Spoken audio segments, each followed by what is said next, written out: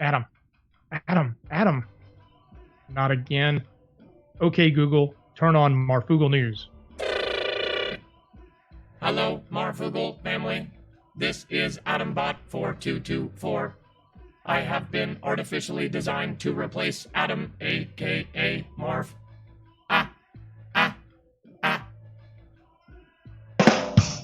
That was a joke. Now we will continue with our regularly scheduled call-in show, where we are never late.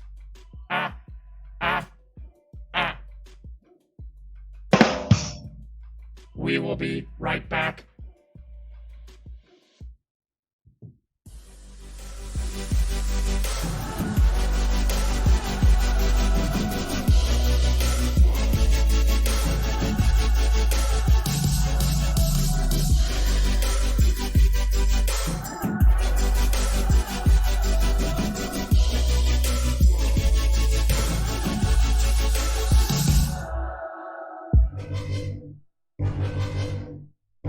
All right. What is up, you guys? It's Adam, aka Marf, and this is Marfoogle News. If you've never been here before, this is a call-in show, and we are live. It is 8:51 p.m. on the 2nd of October, 2019. Just to remind you, today's news, we have breaking news. Apparently, some things have gone down in the ME, and it does not look too good. So we'll do a sound check. We're going to bring in Dex, and you can kind of fill us in on what's happening. Dex, are you there?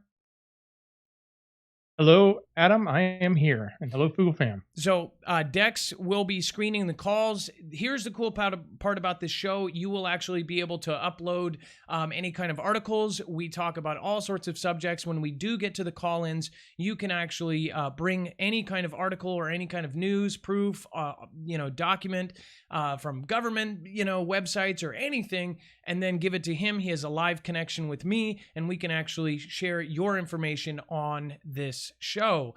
Now, what is going on in ME and, of course, the Middle East? What exactly is going on right now? Yeah, so Adam, there's a lot of, I guess, tension and turmoil happening in Iraq. And it seems like protests have been going on, and there's actually a state of emergency has been declared. There's a lot of violence and other, even some explosions and fires that are going on. I think the main thing that we're seeing is like the tension between pro-Iranian forces that are in Iraq and how that is playing out with the current government that's there. And things are looking like they're getting a little destabilized. I wouldn't say a little, maybe a lot, if what is being reported over the last several hours is coming to fruition. So what we are talking about is a possible conflict. Now, the reason why people worry about this is because if Ryan and Ryak, and yes, we say words a little bit different here, if they end up going to full-blown conflict, then, of course, all of the people that are backing them up will end up getting into that conflict as well, including U.S. and Russia. So this is kind of a big deal as far as, we don't control some of the things that go on over there. I've talked about it many times on this show as far as, there's us, and then there's these proxy conflicts that go on that we have, some control over, and actually in some cases have almost all control over, if you guys know what I mean. Whereas there's lots of stuff going on. And then just a few days ago, Saudi Arabia had a kind of a big event happen. Now, I don't know if we actually covered that article, but over 1,000 soldiers were taken captive. Is it? I'm right about that, right? It was 1,000 or 2,000. Do you know, Dex? No, I don't know that number off the top of my head. I don't remember the exact number. Sorry. So there's lots of things going on in all of these different places, and we are just trying to follow along. What I can tell you is we have our military group of over 300 active and retired military folks. Lots of them have reached out and said that, one, they are on high readiness. So, and then two, and this is active military basically being told that, things could change any second. And then our source at Raytheon says that they have now doubled their already insane maxed out production line. So that is something that I don't believe we can confirm as far as Raytheon. But as far as the high readiness, that is something that we do feel is easily confirmable. As far as Raytheon, we do know, we already confirmed and archived our backed up thing that they were making these missiles. What was the number? It was like 1 every minute and 30 seconds. Was that what it was? Yeah, it was a minute and a half. Yes. Every minute and a half, they were pumping out a missile. So if they are doubling that, I don't even know how that's possible. That means they are making a new missile every 45 seconds, if that's how they're doing it. Or maybe they just doubled the production line, doubled work. I don't know. But they are the ones who produce all of the missiles, Patriot missiles. There's actually a small list of all of the different things that they end up making over there at Raytheon. It's a very top secret place in some departments, and it works very closely with the government to make all of these crazy weapons. The Chinese parade kind of unleashed or unveiled lots of new weapons and technologies that, nobody thought they had. A lot of people, of course, are coming out with articles basically saying, don't get scared by them because they're a wounded behemoth. In fact, that's one thing I saw quoted. It said, they've got this huge army and this and that, but they're a wounded behemoth. Basically saying that, they might have a big bark, but they don't have the bite to back it up. I feel like that bite, I guess you could say, is getting worse and worse as time progresses. We went 8 years reducing our military. I don't know if you guys remember that. A certain president felt like we needed to cut down on military and, turn up the SJW stuff. So so with that being said, this president, no matter who it was going to be, if they were going to correct that, they would have to turn things up. And this president has turned it up in several areas. It's a big deal, the fact that these smaller the smaller powers are now coming up, and they're even considered superpowers in the first place. Whereas, 50 years ago, that wouldn't have been, it wouldn't have been, foreseen that they would be this powerful now. They have a lot of very high tech stuff, and people say for some reason that they are not capable of making certain high tech stuff. I just don't believe that. I don't feel like you should underestimate somebody like them or Russia or anyone else. Them together trading secrets, which it's been proven that they are doing, there's lots of things they can do. It's like, Russia first said that they had hypersonic missiles. Then all of a sudden China has hypersonic missiles. They now unveiled something that supposedly they said could get through all of our defenses, get through all of our known, missile defenses. So does that change the mutually assured destruction?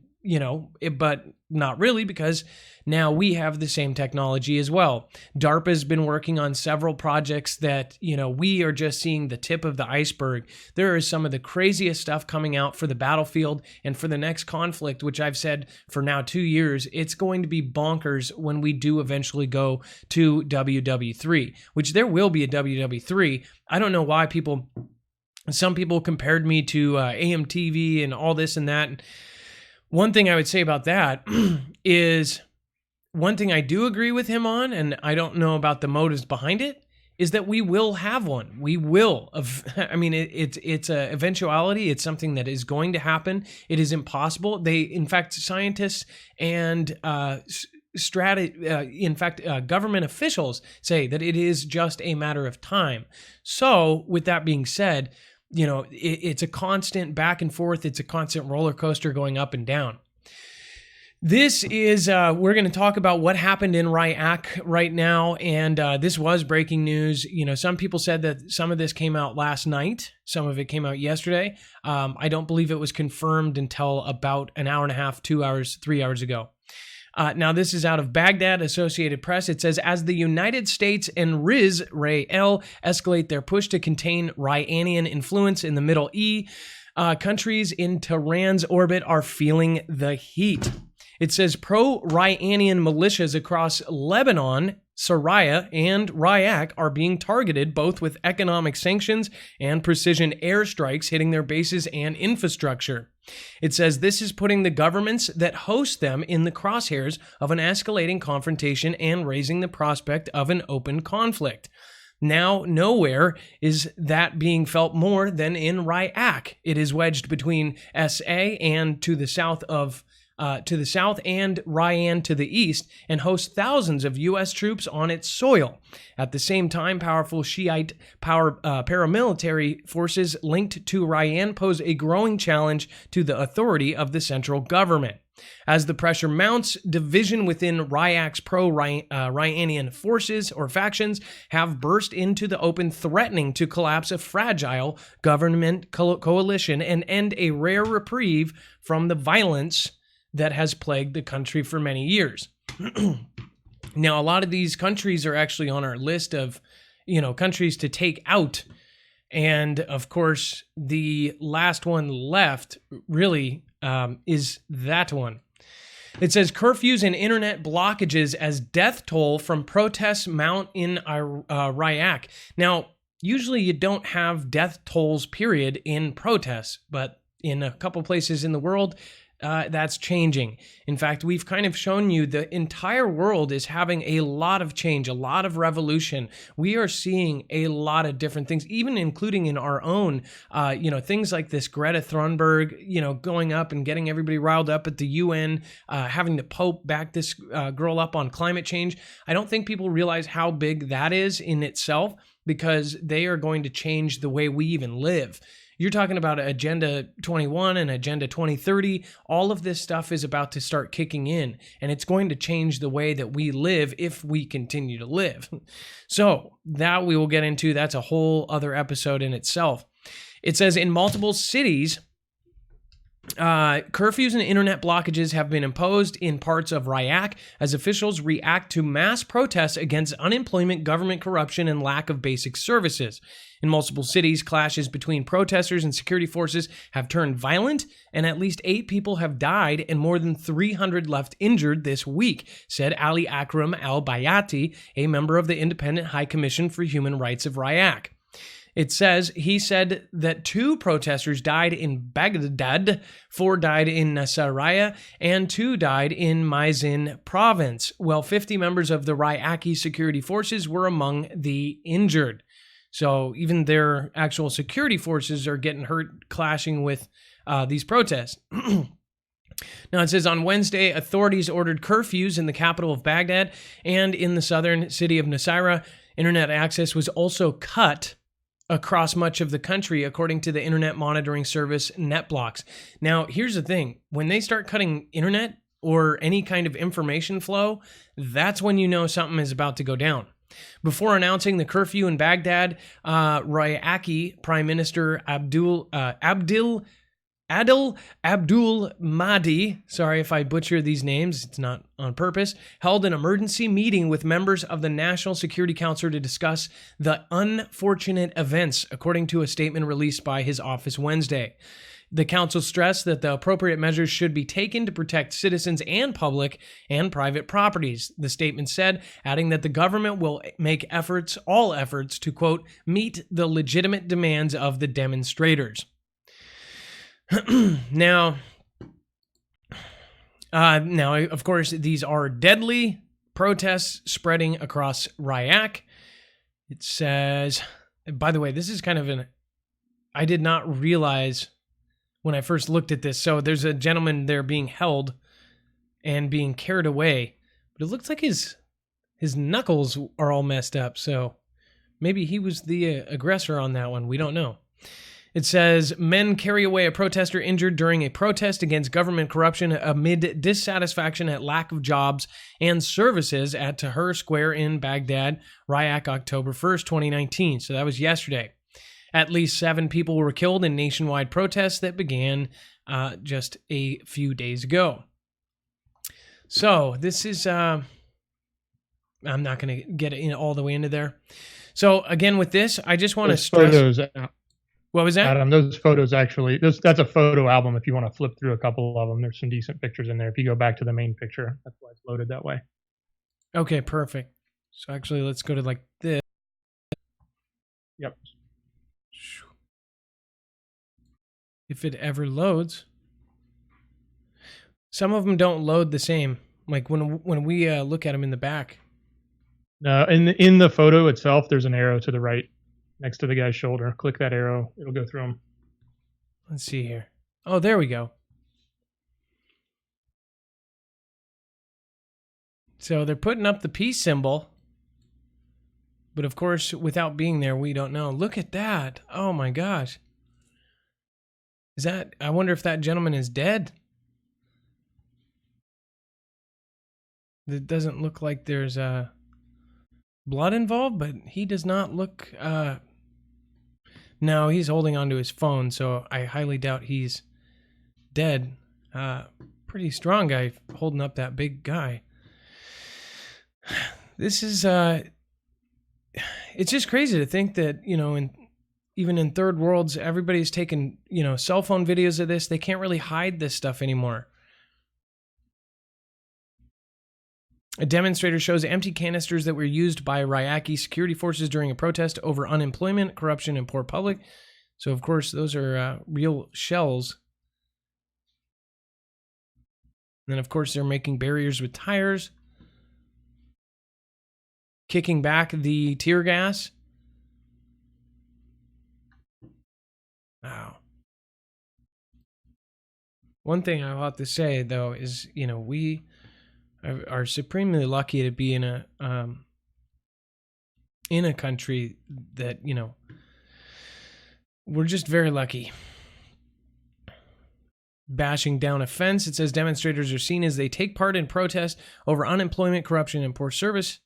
It doesn't say what fence they are actually knocking down.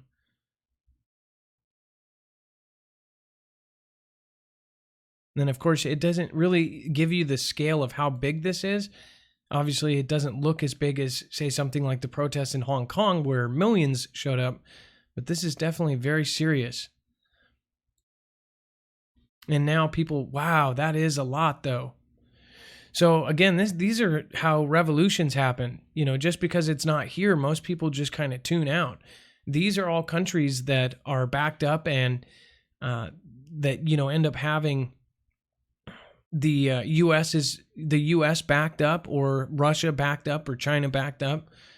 So these are some. Well, and you said Adam earlier, there's 1,000 or more troops, U.S. troops on the soil right there where this is happening, right? So the conflict is real as it relates to, you know, even the safety of our own troops. But, you know, I recall just recently when we heard about the oil field that got hit, they were still questioning whether or not those cruise or drones were coming out of Ryak or Ryan, even though they were done from Ryani.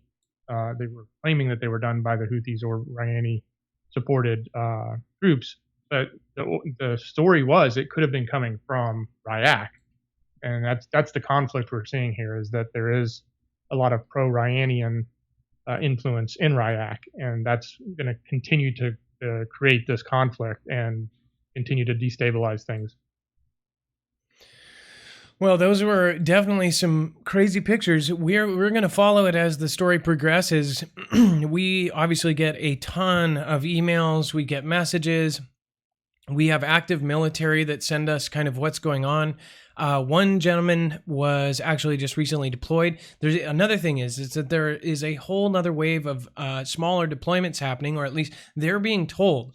Here's the crazy thing, though. So from at least somebody stationed in the West Coast, somebody stationed in the East Coast, and then at least 2 people stationed out of Texas were being deployed. And all of these people are saying, you know, that they're doing smaller deployments. So they're all being told they're part of a smaller deployment, and it's nowhere to be found on MSM.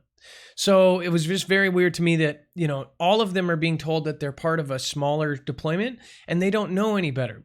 Because as far as the public is concerned, when they publicly say, there's a very, very small deployment to kind of back them up, or strategic deployment of, 100 men or this or that, nobody really makes a big deal out of it. If there was 100,000, it would be a much bigger deal.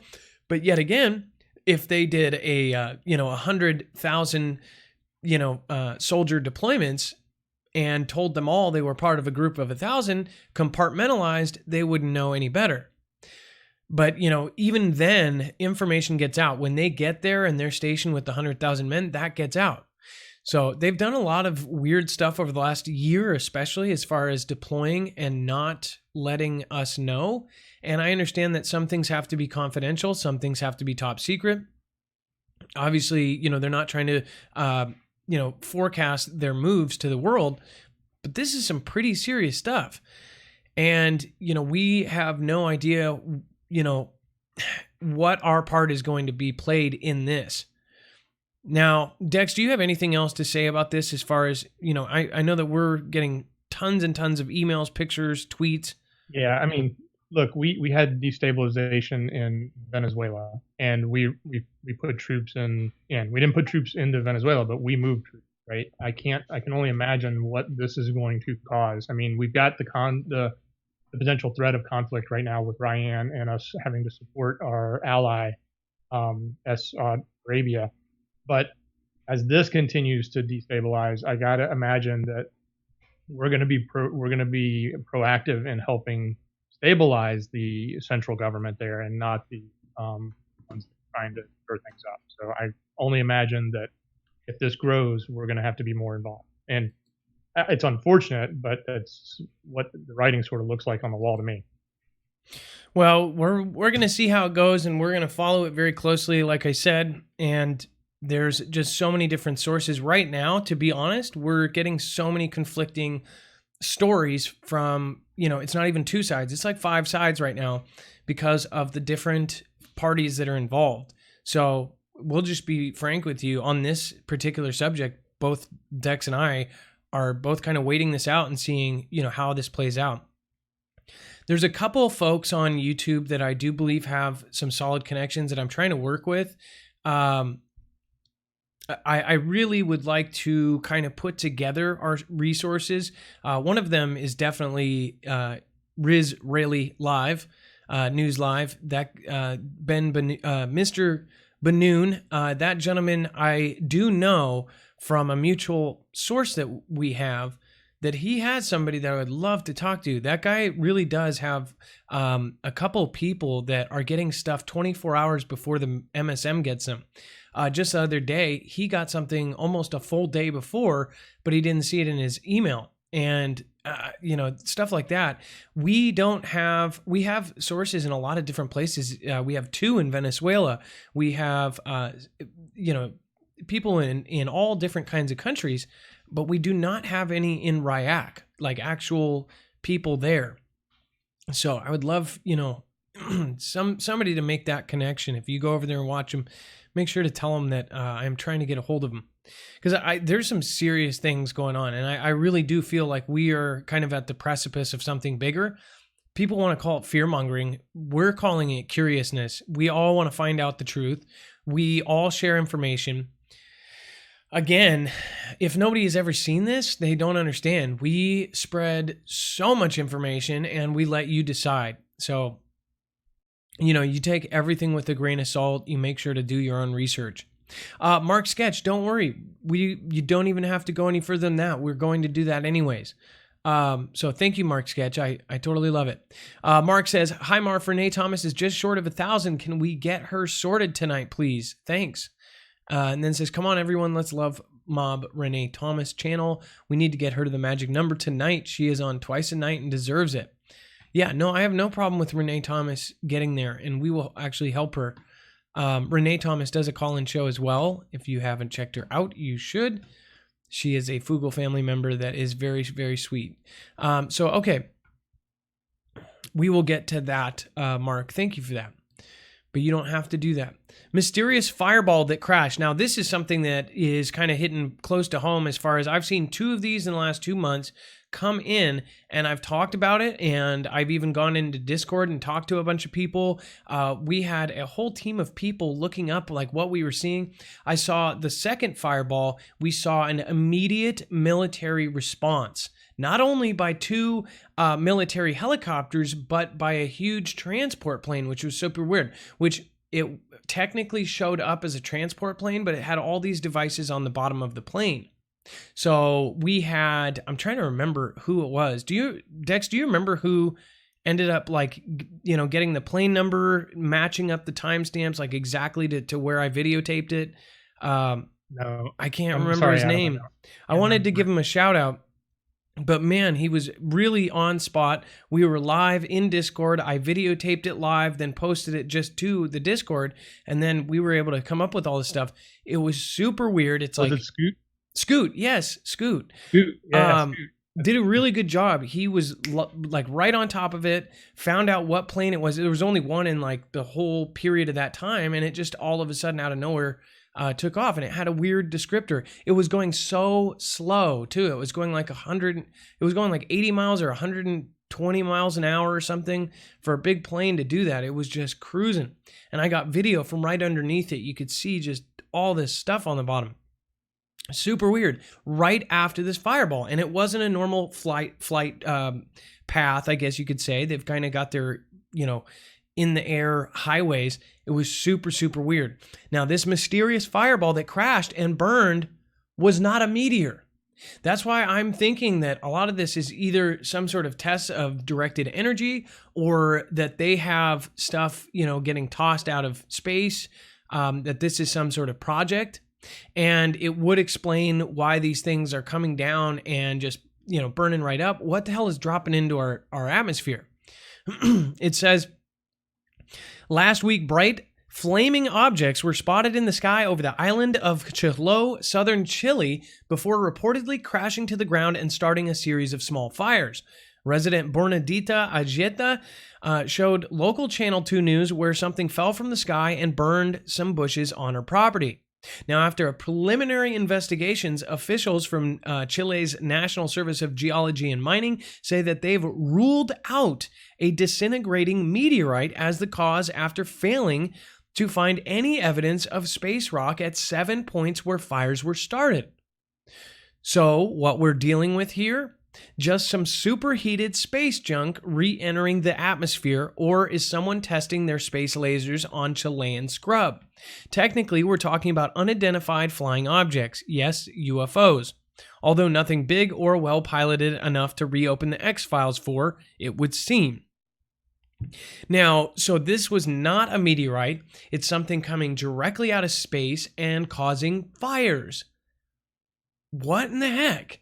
And nobody claimed responsibility for their satellite coming down. Nobody said that it was, their material, it was their stuff. Did we shoot down something? We know that China has lasers that now can destroy a satellite from Earth. Like, that's one really crazy thing. So they now have satellite photos of these buildings that have removable roofs and then these super crazy space lasers. These lasers apparently are designed to take out satellites. Really, really nuts. I mean, you're talking about like, what if you saw from Earth this just big laser beam going into space, and then on the other side of the world, a satellite comes down? That's nuts. This is where we're at right now. And this is why T-Man, I believe, he's sitting there getting filled in on all this stuff, and they go, well, we suggest a space force, sir. It's like so crazy. Like, this is something out of a movie. We actually have a space force now. Now, regardless if you believe if the Earth is round or flat or whatever else, I'm pretty sure almost everybody knows that the government is messing around up there and doing weird stuff. No matter how you look at the Earth, and, we're totally open to everybody here. We're accepting of all that. What I really hate is when the two parties go at it and start arguing. Get past it. Let's all focus on the positive and let's find common ground on what we do believe that is happening. if things are coming from space, I believe most flat Earth, folks think that it's government made and government, thrown down. Either way, I think even if you're not, you're thinking something's going on right now. A lot of stuff is coming out of the sky. People are seeing fireballs all over the country, and we're not in a meteor shower right now. So I don't understand it. And a lot of these are not being reported publicly. If you go to kind of the logs on all these different websites where you can call in, if you line them up, it's like almost every night we're having a fireball. These are different from shooting stars. These are fireballs coming into our atmosphere and burning up. This one, again, was not a meteorite. So what is it?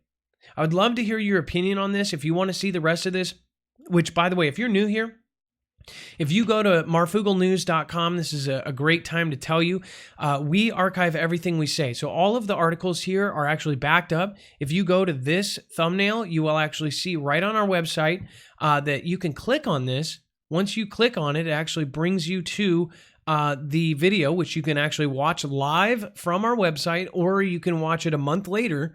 And then down below, it shows you all of the articles that we are showing here today. So all of that news is actually placed there on our website. And even 2 months, a year down the road, you can go back to this episode and be, not be like, oh, well, this is in the past, so I can't follow along. You can actually go and you can have a second device and read along as we go. So that's something we take the time before every single show to do.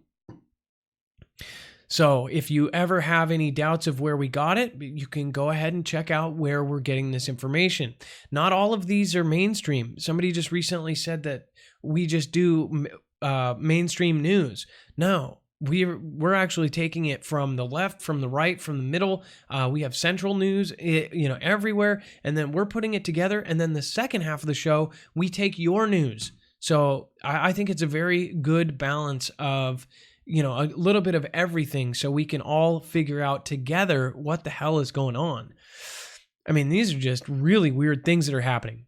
NK confirms successful test of submarine-launched ballistic missile, or supposedly they say this. NK leader Kim Jong-un sent his, quote, warm congratulations to researchers involved in the development and launch of the Pukguksong 3, which was, quote, fired in vertical mode on Wednesday, according to Thursday report by the Korean Central News Agency.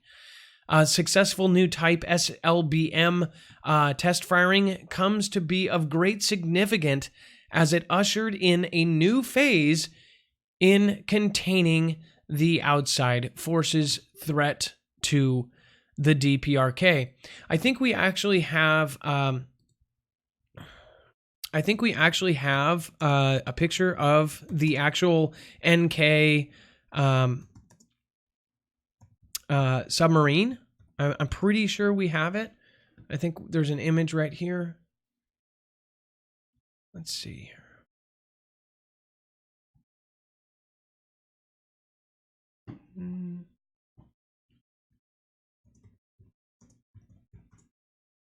Pretty sure, yeah.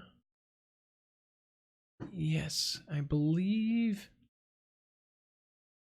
Well, this is actually a North Korean diver. I know that for sure. Yeah, that looks legit. The equipment looks very high tech. And then, oh no, this is it. This is it right here. So this is the new NK high tech sub.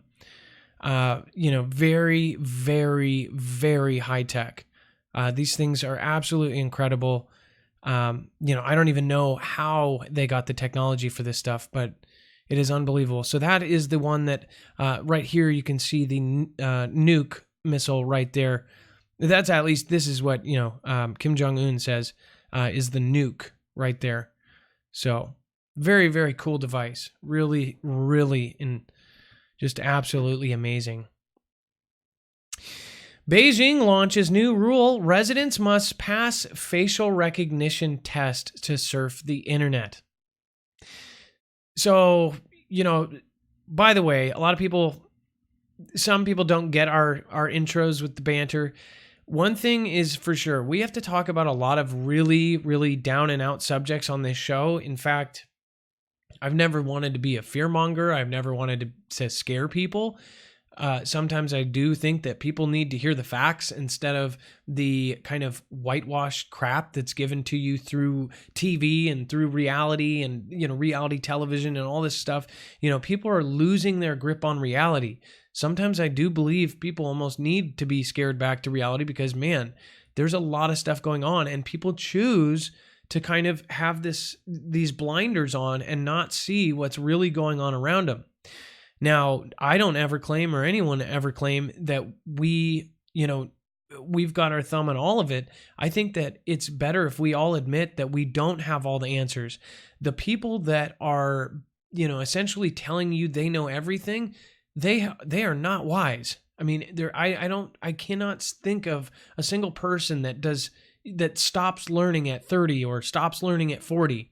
An 80-year-old I will always respect, a 70-year-old I will always respect, a 50-year-old I will always respect, a 35-year-old I will always respect because they are my elder. And every single year you are here on this earth, you learn more. Some people don't learn as much as others, but still, time on this earth really does change. That's why, when I'm talking with my 13-year-old, I just think in my head, I'm like, they have no idea. You have no idea when you're 13, you think you're just so smart. At 18, you think you're just so smart. You're, 22, you think you're so smart. So I know that I'm not so smart. If you look back to 10 years ago, do you think you were as smart as you were today? No. So I know I am no genius. I know that I am no expert at, anything. I'm a kind of, I'm an Adam of all trades. But again, I love learning, and I think you guys do too. With this stuff, we have learned one thing for a fact. Facial recognition and AI is replacing us very fast. I've shown you on this show all of the different places it's replacing us. It's replacing our jobs. It's replacing our careers. I mean, we're talking about a lot of trade skills that, have good careers still. Like an airline pilot, that is going to be taken. They now have an airline pilot bot that will fly the plane. We're not talking about autopilot. We're talking about takeoff, landing, everything done by a bot. And once they get that, and you get this, they're talking about how if all of them were automated, then there would be no human error. Then it would be like Uber. They could all drive at they could all fly at the fastest speeds. Same with cars. If certain people were in power, they would say you just don't drive cars. They're all autonomous and you could go 150 miles an hour. When you think of it, kind of in the way that some people put it, it would be amazing, right? If all cars are going 150 miles an hour and they're exact distance from each other and they're all, just in chorus. Kind of like, a factory that makes things, you see the bottles come around the thing and then the lids go on and the labels go on and everything's just working in chorus and everything is precise. That's what they want. As far as this facial recognition, what they want is they want a precise system where we are all categorized and we are basically, we're in a warehouse. We're just being shipped around like little grommets. I mean, we're not going to be in a free country. If there's any freedom left, it is getting ripped from us, one step at a time. It's so subtle. And I keep telling people this. They don't realize that every little win is a big win for them. Every little win that they do, all these little things are really bad. And it doesn't matter if it's here or in Beijing or China. We're all connected through, the UN, through this, through that. If one country can do it, then they all do it. It says Beijing launches new rule: residents must pass facial recognition test to surf internet. The Chinese regime announced a new rule which requires residents to pass a facial recognition test in order to apply for an internet connection via smartphone or computer. The rule will be implemented from December 1st, 2019. In addition, no cell phone or landline number can be transferred to another person privately. Wow. This is an upgraded restriction after the Chinese Ministry of Industry and Information Technology, or MIIT, required all applicants to present a valid ID and personal information to register for a cell phone or a landline number since January 2015. Now you think, oh, this is in Beijing, who cares? A lot of these, and we can actually show you, the US and UK are adopting these. Even if you're in Australia, Australia is adopting some of the more successful, weird social credit score like things. They're just not doing it, out loud. They're doing it one tiny step by one tiny step, and they are getting to this dystopian future that we are all watching happen.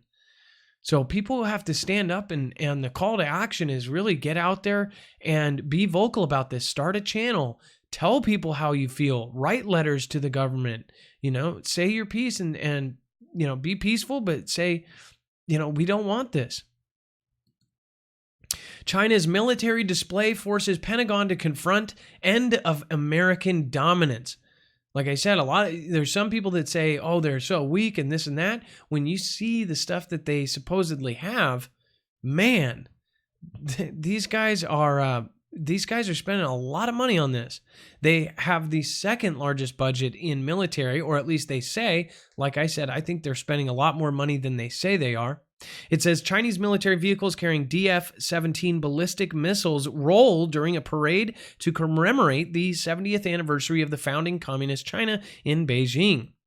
Now, this was just yesterday at the 70th anniversary. It says the rest of the world was watching the pomp, circumstance, and speeches celebrating China's 70th anniversary Tuesday, but military analysts were glued to another spectacle in the heart of Beijing: the arsenal of cutting-edge weaponry capable of challenging U.S. military might for decades to come.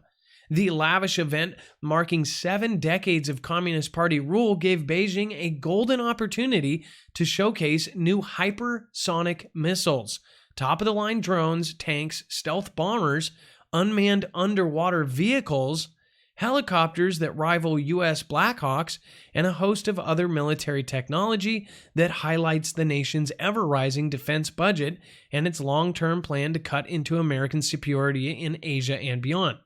Now, one thing to think about, so say if you have an American Black Hawk, right? The helicopter goes, 550 miles per hour. Now, I don't know how fast they go. There's probably somebody be like, oh, gosh, Marf, I'm commenting down below because they only go 346.2 miles per hour. Gosh, I'm unsubbing. I don't know how fast they go. But just for example, 550 miles per hour Black Hawk, and it's got, say, 6 amazing features and all of them kick ass. Then you've got the Chinese knockoff, essentially the fake iPhone of the Black Hawk over there, and it's got 5 badass features and it goes 450. Well, if they can mass produce 15 of them for R1 because of the cost of reproduction or the cost of production, 15 of those somewhat shitty, Black Hawk helicopters compared to R1, there's only so many weapons in the arsenal of a Black Hawk. It can't take on 15 other helicopters. Some are saying that they are not even showing all this stuff. They have tons of these buildings you can find with Google Earth, that they are building mass amounts of vehicles to kind of overwhelm us with numbers. And air superiority is a huge thing. One Black Hawk could take on, I don't know how many, they do have tracking missiles, right? But if you've got the basic technology to kind of avoid those, it doesn't even have to have crazy tracking missiles. If it's 15 on one, if they've got a good machine gun on the front of that damn thing, if 15 of them are firing at a Black Hawk, it's not going to be fair. So I would love to hear your opinion. If you know some stuff, if you are active or retired military and you've been in recently and know kind of the skinny on Chinese vehicles, I believe they are not displaying everything they have. I think they're mass producing vehicles, helicopters, and landing craft. I know we are as far as the landing craft and all that, because we showed you the contract for it. Lots of stuff. I mean, they're getting ready for some sort of conflict. Again, just to remind the new people here, they're drilling all over the country for some sort of biohazardous event happening. We showed you in Oklahoma, they are doing a mass exercise for mass immunizations. What are they going to need that for? Then we showed you that the U.S. is stockpiling up to $2.8 billion in smallpox vaccines, when smallpox was eradicated in the 80s. Eradicated, which means it does not exist. It's stored at 2 locations in the world. So something is going on. People don't want to believe, but eventually they will unfortunately have to. Wanda Leah Lamoth says, so happy for you have gotten so far in almost 2 years. I have been watching you, Adam. Thank you, Wanda Leah Lamoth. I remember Wanda Leah. I don't remember the Lamoth part. Thank you from Canada. I appreciate that. My Smiling Spirit 11, thank you for subscribing. Susie Nodding, thank you for subscribing 1 hour ago. Let's see. Kim Brooks, I don't think I got you yesterday. Watchwoman for Jesus, Civil War is coming. Dreams and visions from Jesus on my channel. I tried calling in to let you know all this will happen. T-Man tweet was no joke. Kim Brooks says, I think we've been in a civil conflict since the last election, but it feels like we are still crescendoing towards something bigger. God help us all. For some reason, I'm getting these way late. Joshua Wright, thank you for subscribing. I appreciate that. Just 21 minutes ago. 18 minutes ago, Stephen Bullocks, it's not even spelled right. Bullocks? Maybe that's your name. Sorry, I apologize. Thank you for subscribing. I appreciate it. And as always, if you subscribe during the show, you will get a shout out. Shelly Doggett says, I pray for holy living Father God keeps us all safe, Adam, amen. Sweet Jenna, love you, Marf and Dex. Well, thank you, Sweet Jenna. Everybody loves you too. And Sven and Ryan Goodwin, thank you guys for subscribing as well just a few minutes ago. All right, now that we've got those out of the way, moving on to Hong Kong, the protests have obviously gone a little bit farther. We told you yesterday they had one of their first shots fired. Somebody ended up getting shot in the chest. It looks like they actually survived. It says a Hong Kong police officer who fired a bullet into the chest of an 18-year-old protester may have inadvertently given new life to the months-long movement challenging Beijing's authority. It says demonstrators hit the streets again on Wednesday following the release of videos showing the man getting shot at close range after striking the officer with a metal rod. The violent images, juxtaposed with a triumphant Chinese President Xi Jinping celebrating 70 years of communist rule in Beijing, could now help drive momentum for the protests until local elections in November, the next big date on the political calendar. Now, I don't want to pick any side on that one, but if you hit a police officer with a gun, just say, step in both sides of the shoes. If you did that here, if you hit a police officer with a baton and he's holding a gun, I would kind of expect to get shot. No offense, but that's kind of what happens. It says, quote, people were expecting that the government in Beijing would have loved to see the end of everything by National Day, said Alvin Young, an opposition lawmaker. And obviously it was a failure. It was chaotic. And finally, a real bullet has been shot at a student, which is a turning point. People are very angry, and you can imagine that the general public, especially the younger protesters, will take their anger and turn it into real action, physical revenge, he said. This unrest will continue and could escalate. So, they're seizing on these violent incidents to kind of reboost this whole event. We're going to follow this as well. I mean, this is just one of many. Some of these things are not even being covered in the mainstream as far as the smaller countries doing this. What's going on in Libya, what's going on in even Switzerland is having some events going on. We've got things going on in all sorts of different countries that you don't even hear about. So I'm just very confused when I get emails and messages from people in those countries, and then I try to look for it. I have to use DuckDuckGo. It's like they're filtering out all of our stuff. And most of you already know this.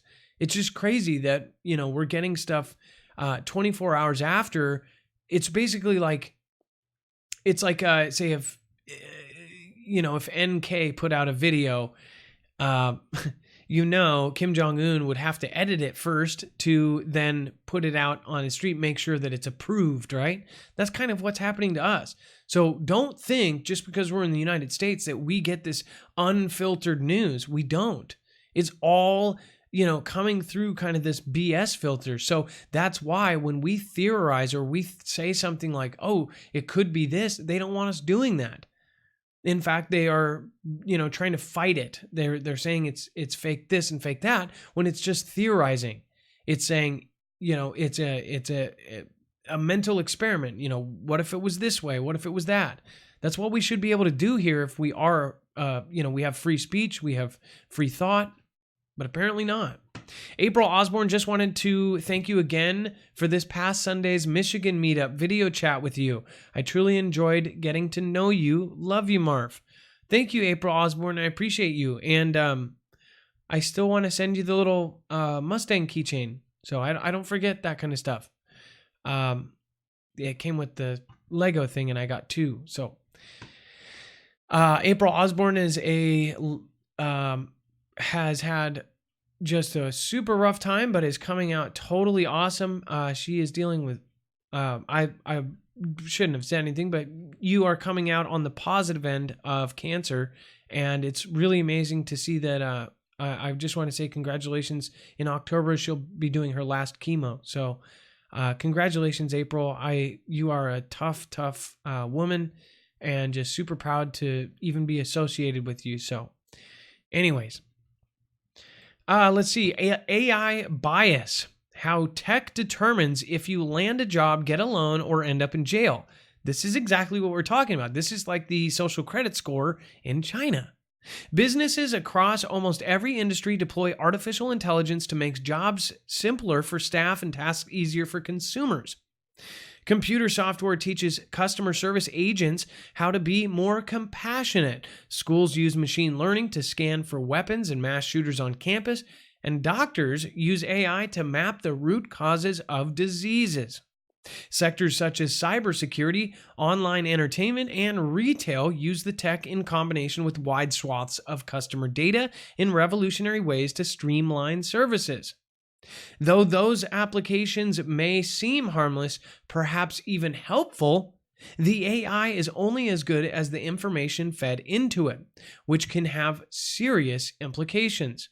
You might not realize it, but AI helps determine whether you qualify for a loan in some cases, and it says that there are products in the pipeline that could have police officers stopping you because software identified you as someone else. So that's a big one. We've talked about it, is the software that is going to do facial recognition on you. And if you match somebody else that's, say, a murderer, who knows? You could say hi and reach for your pocket and get shot because they think you're a serial killer. Or you could be arrested, harassed, and required to show identification, which is not required if you didn't do a crime. You shouldn't have to do that. You shouldn't be accosted on the streets if your face matches. Not only that, they are making it, and this is something that they have totally projected to us. They've totally told us that this is true. They are doing a Minority Report type system where they are going to predict if you are likely to commit a crime. Just like I told you about that software that was designed by China that essentially catches shoplifters before they shoplift. It looks at body language. It looks at body temperature, all sorts of different things. Twitchiness, looking over your shoulder, pacing, all these kind of things. And it will actually give you like a percentage rate. And it works. So again, that case, maybe that's a good thing, right? That's going to be in all the stores. I believe like by like 2023, all of the major chains are going to do it. Walmart is one of the first that's going to experiment with it. Walmart experiments with facial recognition, all this kind of stuff. So this AI is really, really bad. Let's see. Imagine if people on the street could take a photo of you, then a computer scanned a database to tell you everything about you. Or if an airport security camera flagged your face while a bad guy walked clean through TSA. Those are real world possibilities when the tech that's supposed to bolster convenience has human bias baked into the framework. Artificial intelligence is a super powerful tool, and like any really powerful tool, it can be used to do a lot of things, some of which are good and some of which can be problematic. So, yeah. This is what I am talking about. I just don't like it. Never have. Photos 360 Invictus futuristic attack chopper designed for U.S. Army unveiled. So China's, I guess, not the only one to be unveiling some pretty crazy weaponry. Dex, if you're there, if you can explain this one. I know you put this one in here. Hey, Adam, I am here. And, anytime we see a new futuristic attack chopper, right? I mean, this is, our dollars at work. It looks like a shark. It's kind of crazy. This thing literally looks like a shark. Look at this thing. This thing is crazy looking. That is so badass. Is that a real picture, I wonder? It almost looks CG. No, it's probably a rendition. Yeah, it's probably a rendition. But. Oh my gosh. What are you guys saying? One, you think that that's cool, or two, you think it's ugly? I think that thing looks like a submarine almost. Gosh, it almost looks like it could drop down and be a submarine. If you're the enemy and you see that coming at you, what are you going to think? I'm going to think I need new underwear. That's nuts. Ideally, though, you would never see it coming. I don't think, and that's probably stealthy too. I mean, they're turning these things into planes as well. And it's crazy. I just heard that the military is actually, they last year used 2 designs that they actually got from toy companies. Isn't it? I mean, I totally see that, but what happened is all these toy companies were coming up with different drone ideas, and they were designing different smaller drones. Well, at some of these conferences, the military basically picked up their design, and some of these guys that spent maybe $100,000, $200,000 designing kind of a basic design with backing ended up getting billion-dollar contracts. I mean, imagine. That's just nuts. Geez, to go from one spectrum to the other. That literally looks like an animal. I mean, it looks like it has eyes. Look at that. I mean, it looks like this is the mouth holding a gun. It literally looks like a shark with a gun. Look at that thing. And the nose, the eyes. Oh my gosh. That is probably the coolest helicopter I've ever seen. Man. There was another story that I didn't get the video in there. I might show it tomorrow. I don't know, because I didn't have time. I saw a video of probably one of the most disgusting things I've ever seen, which was a father apparently grabbing his daughter and jumping in front of a train. Now, from the story, it looks like the father died, but the little girl, I mean, she must have been my daughter's age, 4 or 5, actually not only survived, but was like almost completely fine. And Good Samaritans came down. I don't know if you guys have seen this video on Facebook or anywhere around, but Good Samaritans go down in front of the train and kind of pick her up and take her out, and she's fine. And she's still wearing her backpack and everything. So maybe she was so little that she didn't get hit by the train. I don't know. But the dad ended up dying. What kind of person, what kind of evil literally takes their kid and jumps off the platform together? Like, that's just, ugh. I couldn't see it. But the video is quite crazy, and it's pretty awesome that, she survived. But then you think about the rest of her life thinking about that. That would be so messed up. It's just really sad. Okay, let's see here. All right, so you guys, that is, we're going to be following all of this, as closely as possible. Make sure if you guys want to end up supporting us, you can do so by subscribing, going over and liking the other channel. If you are new to the channel, remember that we have the main channel, Marfoogle News. We are going to be putting out some awesome stuff on that channel. These videos are usually shorter and shareable videos, so always, make sure to check that out. And then, of course, we're about to open up the phones here. We have our normal notice that we have to do, of course.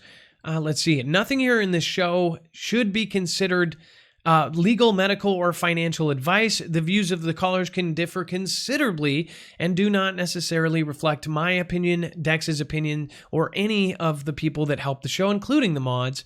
You should always do your own research and consult with professionals. The internet is full of fake news, so please take everything with a grain of salt. That includes the MSM. MSM is just as fake as anything else. So that's why this second part of the show is devoted to you telling us what you think is real. And of course, you just so you know, we hit the 144 mark. Thank you guys so much. If you haven't joined, this is one thing that I don't think a lot of people see when they see this channel. We have over 11,000 people around the country meeting up in person and actually doing meetups, physical meetups. I feel like we are getting attacked right now. I knew once we came out with certain stories, it's like out of nowhere. There was like 15 new accounts, like literally just came up out of nowhere. Just completely 2-day-old accounts came out to attack. If people can't see that that's a coordinated attack on a news source, then I just don't know what to say. If you've watched Actions Speak Louder Than Words, I've been here for 2 years and I do not do negative things. I don't say negative things about people. I don't tell other people to say negative things. I tell them to be positive. In that light, I do want to ask anyone in the Foogle Fam, please, if you're doing negative things, remove them. Do not give the negativity the time of day. Even if it's in the right. In some cases, it is very right sometimes.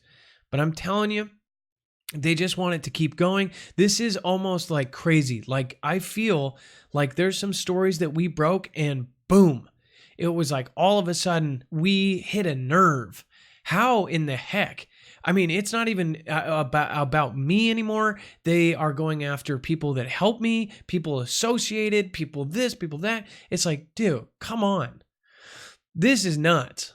So if you really hate me, then go after me. Go after me all day. But don't go after my kids. Don't go after my friends' kids. Don't go after this. It's like, come on. If you really dislike me, go after me. You can say whatever you want about me. My stuff is an open book now.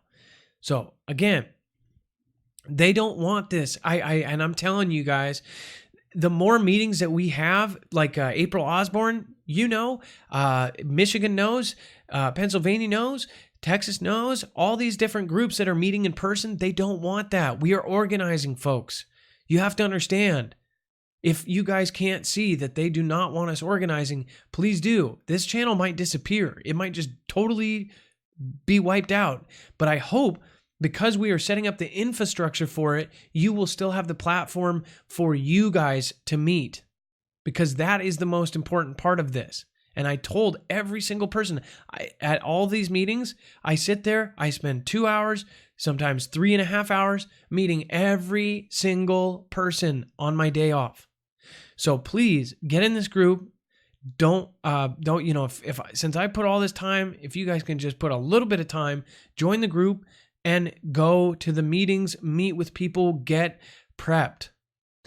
Again, there's a state group for everybody. There's even country groups as well.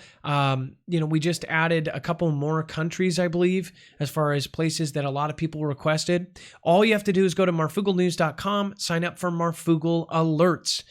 We can actually send you any kind of warning. If we will send you a warning, we make sure that it's backed up, archived, and that it's really serious. So if something was to hit the fan, we would send it out through Marfoogle alerts, which you can sign up for at marfooglenews.com. Now, if you have not checked out the earthing movie, you can go ahead and do so. Why you would want to do so is because earthing is something that I firmly believe in, and a ton of the Foogle Fam do too. It is something natural. It's something that you don't have to take medicine for. You can literally go do it for free. You can stand out on the grass and earth. It sounds crazy, but it's actually the same premise as why you ground a light or anything else. When you are grounded, your body actually functions better and it reduces inflammation. So again, watch that movie. It's by Clint Ober.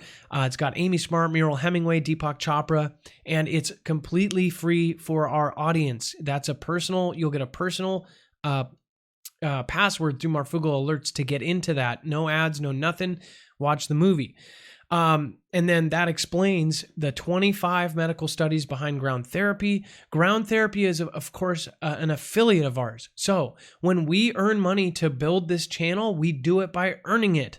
I don't ask people to donate. If people want to go to my Patreon and be a patron, that's completely up to them. But I don't sit here and beg for your stuff. If we are going to earn money, we're going to do it the honest way. We're going to tell you, and then if you do decide to get it, it's going to benefit you. So we do believe we have no problem doing stuff for companies that we believe in. So again, a lot of people that are saying things about us, whatever they want to say, they've got banners crossing their freaking screen, and they're doing the same thing. So think about it. Don't be a hypocrite. People that are selling stuff saying, oh, they're selling stuff. They want to sell more stuff. Well, of course, yes, we do want to sell more stuff, because then that would earn more money, and then we could expand. We are trying to build something. We are actually trying to make jobs. That's the American way. If we can expand this and actually have 2 more people come on, and then 2 more people come on, that's it. People go, oh, Marfoogle News is a business. It's an LLC. Limited liability. When people say things on this show, I could be liable if I did not make an LLC. It's smart. I mean, I don't think people understand. Almost every single YouTuber that you see is an LLC, because whatever you do on your channel, if somebody goes and, drinks turpentine, you could be liable for it. Just because somebody came on your show and said, I drink turpentine and it helps me out. So a lot of this stuff, I just want you guys to know, we want to make sure if we're going to push anything, it's going to be something we firmly believe in and use. And, a lot of people say that, but they don't mean it. With this, again, once you start doing it, I can't sit around and actually do the daytime stuff. I just sleep on the bed mat and boom, good night sleep, good night wake up. It's actually amazing. So go to marfooglenews.com/earthing. We negotiated free shipping with the whole Muriel Hemingway thing. So make sure to do that, because they're bigger items. So that's an awesome code to use. MH will get you free shipping on any of their products. If you want to support a charity, go over and buy one of our t-shirts. Not 10%, not 40%, not 50%, not 60%. 100% of the proceeds of these are going towards a charity. We have not picked the charity. We're going to kind of do a vote once we get kind of a lot of the charities that Teespring does, and it goes directly through Teespring and to the charity. So it doesn't even go into ours.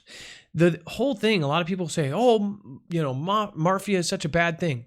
No, they called us the Mafia because they think we're such a gang of bad people, because we're all about love and pushing each other up, that we took that and we turned it into something positive.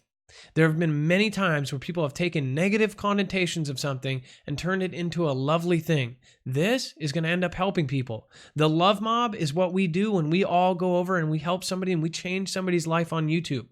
So if you want to help support a charity, then go over and do this. All the other ones help support us. So thank you guys. That's my piece. I said it. I said it and forget it. And let's see here. And if you guys also want to support us and protect yourself, you of course can support us through empshield.com or marfooglenews.com/EMP. You can actually protect yourself with the same protection that Homeland Security and DoD is protecting themselves with. These are 6 different models that most of the consumers would care about. These are the ham, solar, RV, generator, vehicle, and home EMP protection device. With Klarna, they've actually teamed up. They split it into 4 different payments. There's no money up front, and it's interest-free. So there's no downside to breaking it up into different payments. This is 100% protection against EMP phases 1, 2, and 3, and coronal mass ejection. So if you want your car to run after 15 EMPs, and there very well could be 20 or 30, it's tested way past that. In fact, they gave up at 43. So we're talking about 3 days of EMPs, your car will still start. I don't think you can beat that. In fact, no one can, because it is the first and only EMP protection device rated by Keystone military standard. All right, you guys, thank you. Now we get into the phone calls. We're going to take a bunch of people here. And thank you guys. I'm honestly appreciating the people that have kind of had all of this kind of drama swirling around, and they didn't care. I think most of you want the news. I think that's what we're here for. We're here to share information. And if it ever comes to a point where you guys want me to step down, go ahead. Because I still want this to keep going. I still want you guys to meet. I still want you guys to have your friendships. The only people that are saying this are people that had their friendship. They loved the family. And then for whatever reason or another, they had a bad day. They ended up getting booted out and they feel bad. And now they hate us. So unfortunately, that's going to happen. We used to give way too many chances. So not everybody's perfect, and we know that. But thank you guys. Thank you guys for being patient through all the BS. I appreciate it more than anything and more than you know. So, okay. All right, let's get into the phone calls. Under alien control. Oh, I'm so glad you were able to get in. Under alien control got cut off of the phones. He was the last caller on, I think, Monday's show. All right, Dex, if you want to send under alien control through. UAC, what's going on? What's up, Marv? Hey, so I apologize you didn't get through the other day. What's going on? Oh, that's cool, man. Not much. And okay, so turn down the sound. Don't look at the screen, because then I'll get caught in the delay and we'll stare at each other like space ghosts is all right. So I got it. I'm ready. Which, by the way, this is Under Alien Control, a.k.a., well, some people call him All Right, or Matthew McConaughey. All right, Matthew McConaughey. No, I'm playing. Go ahead. You're talking about hypersonic sled travels. Well, here, I want to make a jump back to the past for a minute, because you remember the doorbell flash videos and the weather radar that you put up? Wait, well, which ones? We've had several that are really crazy. Right, but the one that, I can't remember who sent it in, where it basically vaporized the clouds. Oh, yeah. That was probably a month ago. So what are you talking about? Did you notice that those clouds all lit up bright red before they disappeared off the radar? On that particular video or in general? So, but let me tell people what you're talking about. So there was a video that we played here that a viewer sent in, and there was clouds in a line, and this little orb kind of went in the clouds. I'm hoping you're talking about this one. The orb went in the clouds, and then all of a sudden around it, the clouds disappeared. Right, but yeah, see, remember he sent in the video and he correlated it with the doorbell flashes on the camera? And what it is the cloud bank was heading through Virginia, and then it just lit up red, and it disappeared. And then a new cloud bank spawned up north, right on the radar. That's the one I'm talking about. Okay, I've got a link here. Let me put this in here. Yeah, I just want to know if you caught that those clouds all lit up bright red before they vanished. So that was like a high energy, it looked like event. There's so much weird stuff out there. No, I did not catch that actually. So right, because I was on the Twitter going, but did y'all see it all turn bright red before it vanished? And I don't think anybody really caught that. Well, so here's what's wild. Go ahead. When that cloud bank suddenly appears north of it, just out of nowhere on the radar, this big cloud bank, man, it starts making you wonder, did you just watch the Philadelphia experiment? Yeah. Well, I don't know. Next time, try to get a video so we can reference it. The video that we did reference. You have the video. This hypersonic sled travel? Oh, no.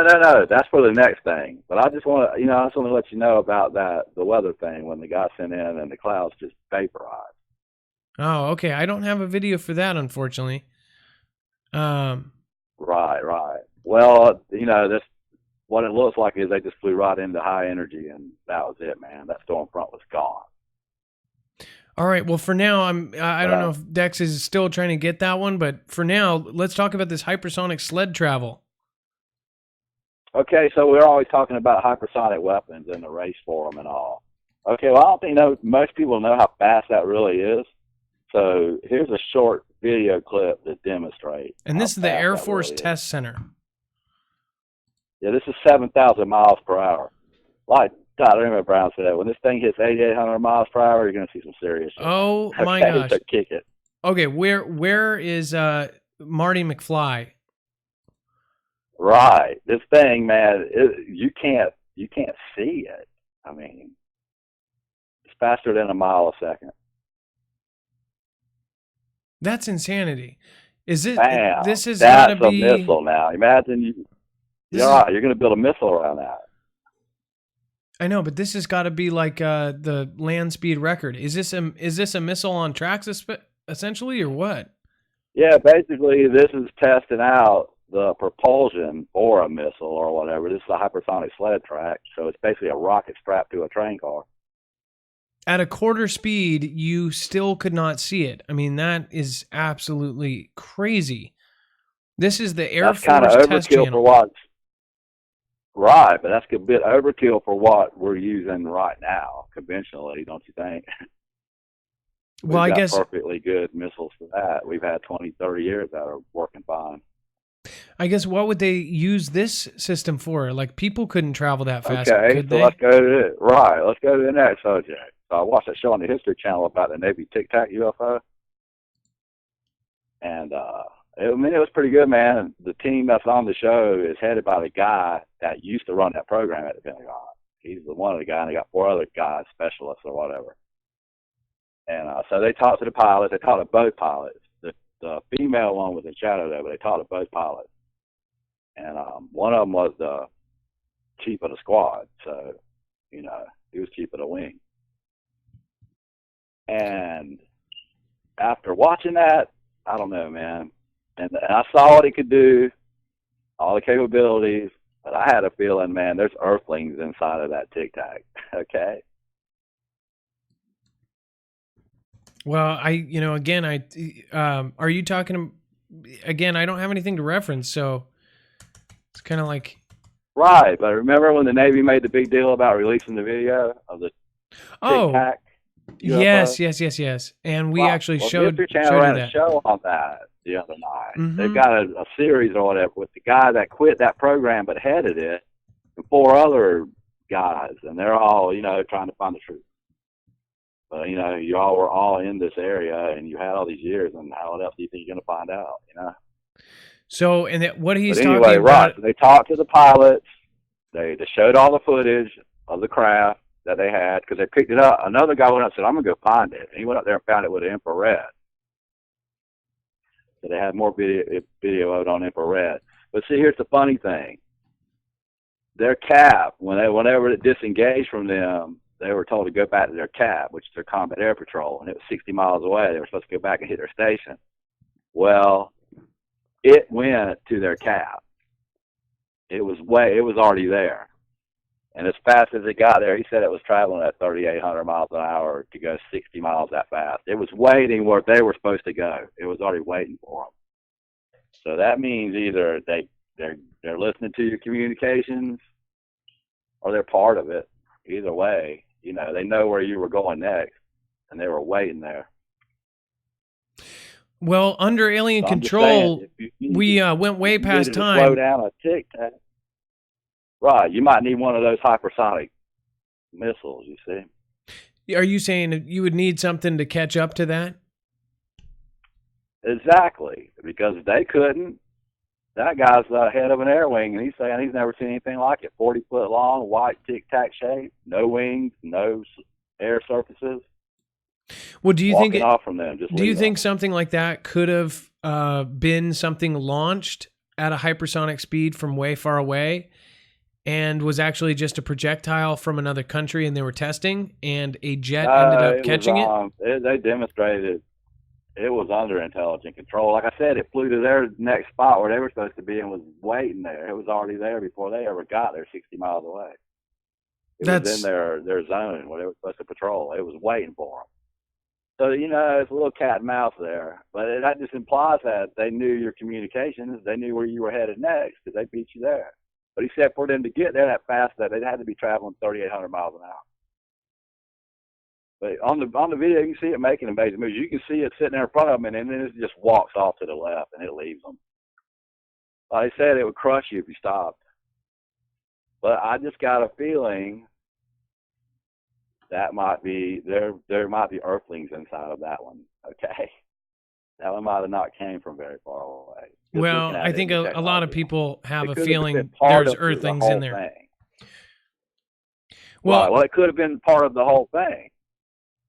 Yeah. To introduce this. Under alien control, I don't want to drop off the people. I know that I think your phone always has an issue hearing me. So, but anyways, I do got to get the next phone call on. You're always appreciated here, and so sorry and ended up giving you double time since you got cut off last time. So, thank you. You have a great night, man. And I'd love to hear from you again. All right. All right. All right. And let's see here. Up next, we have Central Florida Prepper. CFP, Central Florida Prepper. What's going on, man? How's it going, Adam? Pretty good here. Hey, so let's see here. You wanted to talk about, you've got a link here for the Sentinel, the Sun Sentinel, asteroid possibilities and strange lights in Florida. What's up with this? Yeah, this story is actually about 3 months old, Adam. It was actually July 3rd.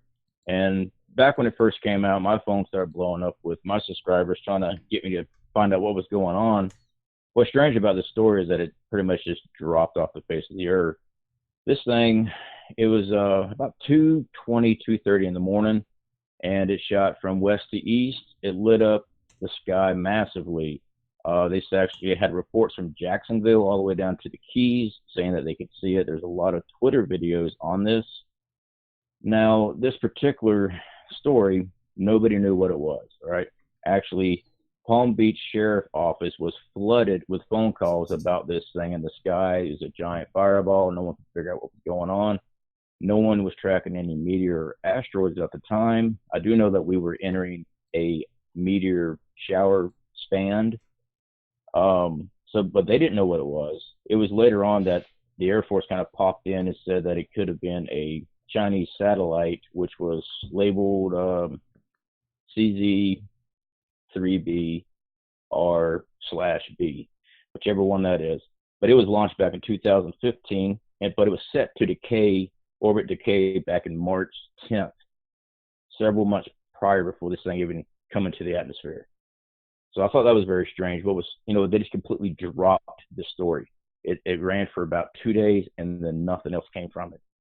NASA still can't say what it was. they all kind of jumped on board and said, well, it could have been space junk. And at first they said, well, y'all just had a shuttle launch, a space rocket launch off the coast just 2 days prior, space junk from that. Well, the world turns. Space junk's not going to fall back at the same location that it took off from. So, right off the bat, their stories were not matching up to anything. Well, so, there's so many more of these nowadays. I don't understand, why we can't put our finger down on what's going on. Why are these things falling out of the sky like this? Well, I still believe that asteroid belt that we were supposed to be going into, I think that's what's going on. We're having so many asteroid drills nonstop. But, we keep on, you've covered it many times where they're talking about if something hit, it'll take out a city and all this stuff. I think they're just not reporting this stuff. I mean, we're seeing it on Twitter with people's cell phones, and these were just local channels that carried it. It never went national news. I mean, I checked for 10 days trying to find a national big mainstream to cover this. Nobody covered it. It was local channels are the only people that covered it for like 15 minutes. Well, it's pretty crazy that, all of this is going on right now as far as stuff popping out. CFP, other than that, I also just wanted to say, you're putting out some great videos. I wanted to show your channel real quick.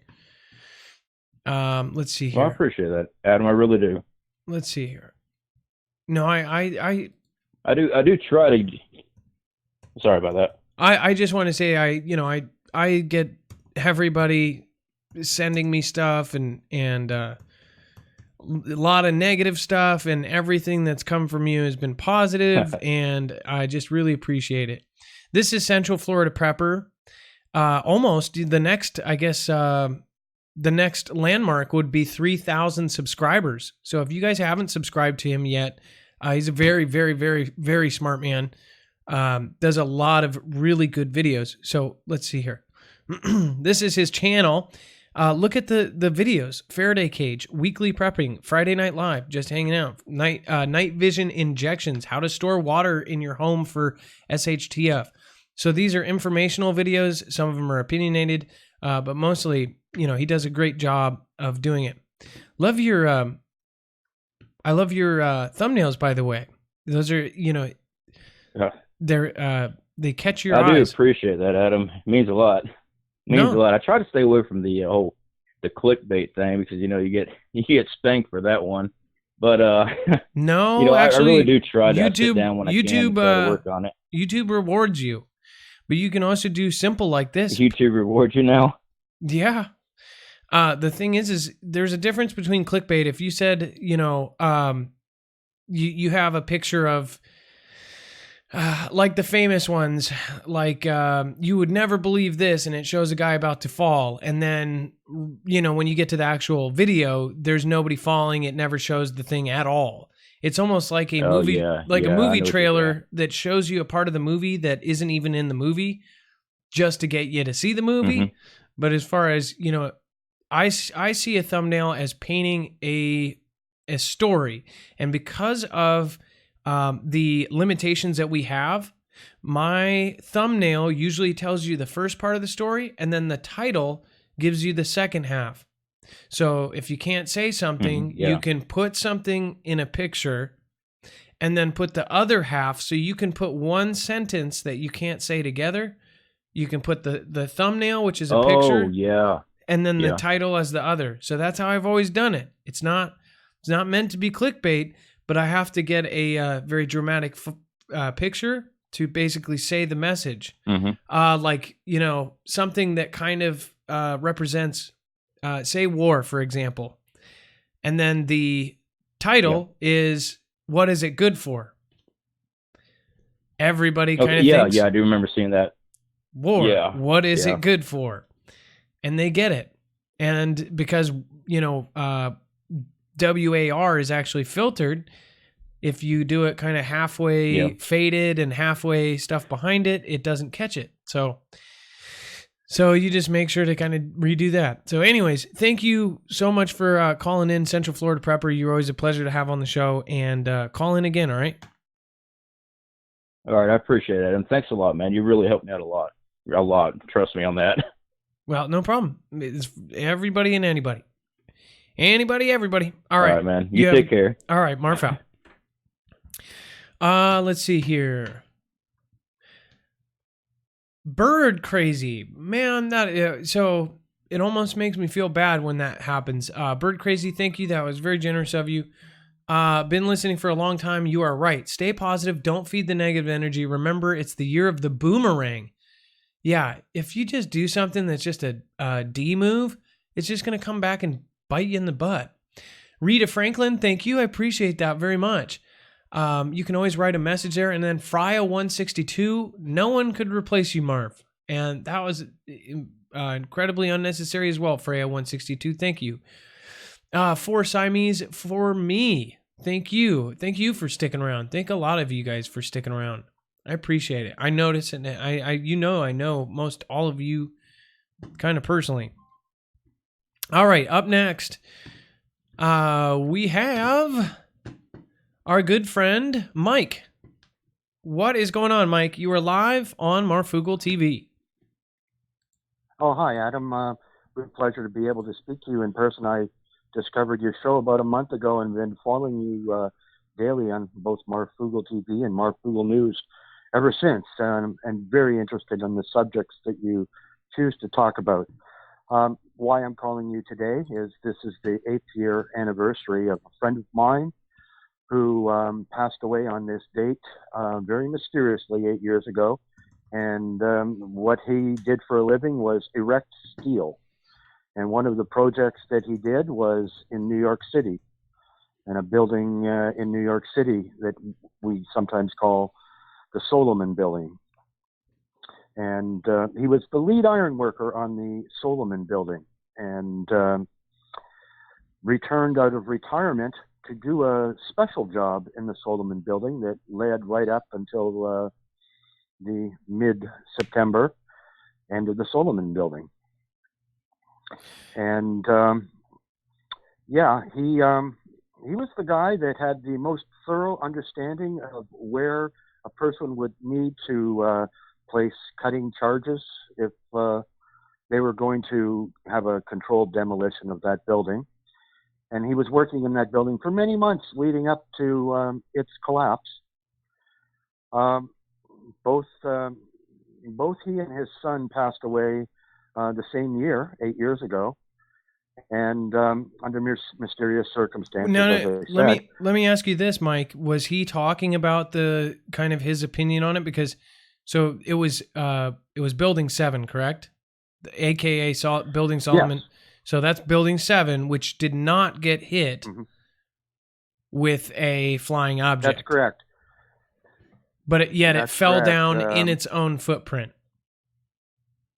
On cue, with a 5, 4, 3, 2, 1 countdown, after everyone was cleared back, and after Mayor Giuliani spoke with Larry Silverstein and decided the best thing they should do is pull the building, which in demolition terminology means to push the plunger and explode the charges. Something that would have taken weeks, if not months, to do, to set the hundreds of charges that would have to have been placed on the steel columns throughout the building. And the interesting thing about the story is that, like I said, on this date 8 years ago, he passed away in a boating accident. And the person that was with him, the only witness to this accident, happened to be the magician's assistant to the greatest magician in the world up until that time, Doug Henning. Doug Henning gave over 1,500 performances in New York City, where he made the illusion of an elephant disappearing before the audience's very eyes. I was going to say, so he knows how to make things disappear, including humans, apparently. Exactly. So why these two people happen to be together on this date 8 years ago is kind of mysterious, but I had breakfast with both of them the morning of their supposed accident, and the next time I heard from them was I was woken by a phone call the following morning to say that my friend was missing. and that the magician's assistant regained consciousness in the water of Toronto Harbor, holding on to the seawall. Severely concussed and badly injured, he dragged himself out of the water, not knowing how he got there. This is his story now. And he made his way back to someone's private yacht that he broke into, and climbed into one of the berths because he was hypothermic, and slept till morning. Then when he woke up, he returned to where the two of them had been at a party the night before, and reported that my friend was missing and he didn't know where he was. I began searching the waters in that area by a powerboat, and was contacting the local police to assist in the search. They told me to stand down, that he'd been found. And sure enough, my friend's body was found on the bottom of Toronto Harbor, where he had apparently driven his inflatable yacht tender full speed into a concrete wall. Many years later, the person that survived, this magician's assistant, is now suggesting that it wasn't an accident. So there's mystery upon mystery here, and there's a lot of your friend is not alone. There's many engineers. There's many people that were directly involved in the building of those two buildings. Which, when you even talk about it, people said. By the way, people started saying you froze on my TV, buffering these images. So there's actually a pattern that's on this platform that picks up those images in thumbnails and in videos, and it marks it. It's pretty crazy because those two buildings, right? Yes. How that works is it takes samples from the screen and it matches up, and it knows that, if it takes from here and here, that it knows that certain pattern is going on the screen. It's really crazy to look at the math. It's actually with math that they trigger things like that, and memes and things like that. Now they can actually do memes with lettering and numbering and all that. So it's getting harder and harder to kind of, fool it, whatever. Somebody said a very good comment. Start here. That's all you need, by Michelle Burkett. As far as this event, once you dig deep into this, that's what opens everyone's eyes. All of a sudden, you are not asleep anymore. You are as awake as it gets. Building 7 did not get hit with and it collapsed on itself in its own footprint in seconds. No steel-built building has done that in history. I don't think there's a single one, correct?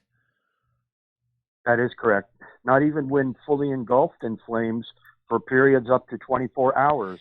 As the building collapsed under those circumstances. Wasn't that in China? It's unprecedented. There's several. There was one in Italy. There was one in India. There was one you're talking about a steel reinforced building, one of the strongest, was actually designed to be hit specifically by a flying object, that exact flying object. And yet those two not only collapsed in their own footprint, didn't go sideways, didn't ruin anybody else's pocketbooks, right? And then just little pieces came off and hit this building, which started a tiny fire, and then those buildings went down. What is in these 3 buildings that went down? CIA, NSA, all these different crazy things, $2 trillion or $2 billion, whatever it was, in gold that's gone, just disappeared. The day before, there was all this stuff that went down. Once you get into it, you never get back out.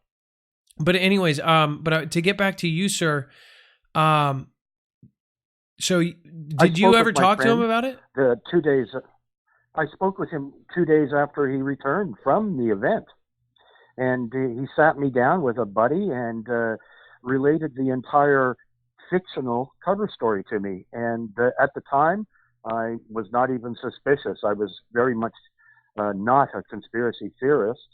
And so I took things at face value, and I was just confused about my friend's manner in which he told me the story, because I'd spent a lot of time with him and his family, holidays and sailing trips, and knew him very well. So I couldn't understand why he was acting so strangely. The story he told me, he was relating from what he had been briefed on. So he told me that he was working on the Iron Workers Pension Fund in number 7, and that's what he was doing every week for months leading up to the collapse, and which didn't make sense because he was a hammer and wrench kind of guy. He's not an accountant. Are you thinking that So, he might have although helped place some of the devices? Yes, he would have the most thorough knowledge of the steel structural framework of the building. If you wanted to hire somebody to supervise the demolition of that building, he would be at the top of your list. And his history goes back to include some pretty some gray areas where he might have been involved with a little bit of corruption in the construction industry, a little bit of organized crime with motorcycle gangs, strangely enough. But he rose from his beginnings to become the CEO and president of the 2 largest construction companies in Canada, and they merged together, and they were the ones that were contracted to build the steel framework for that building.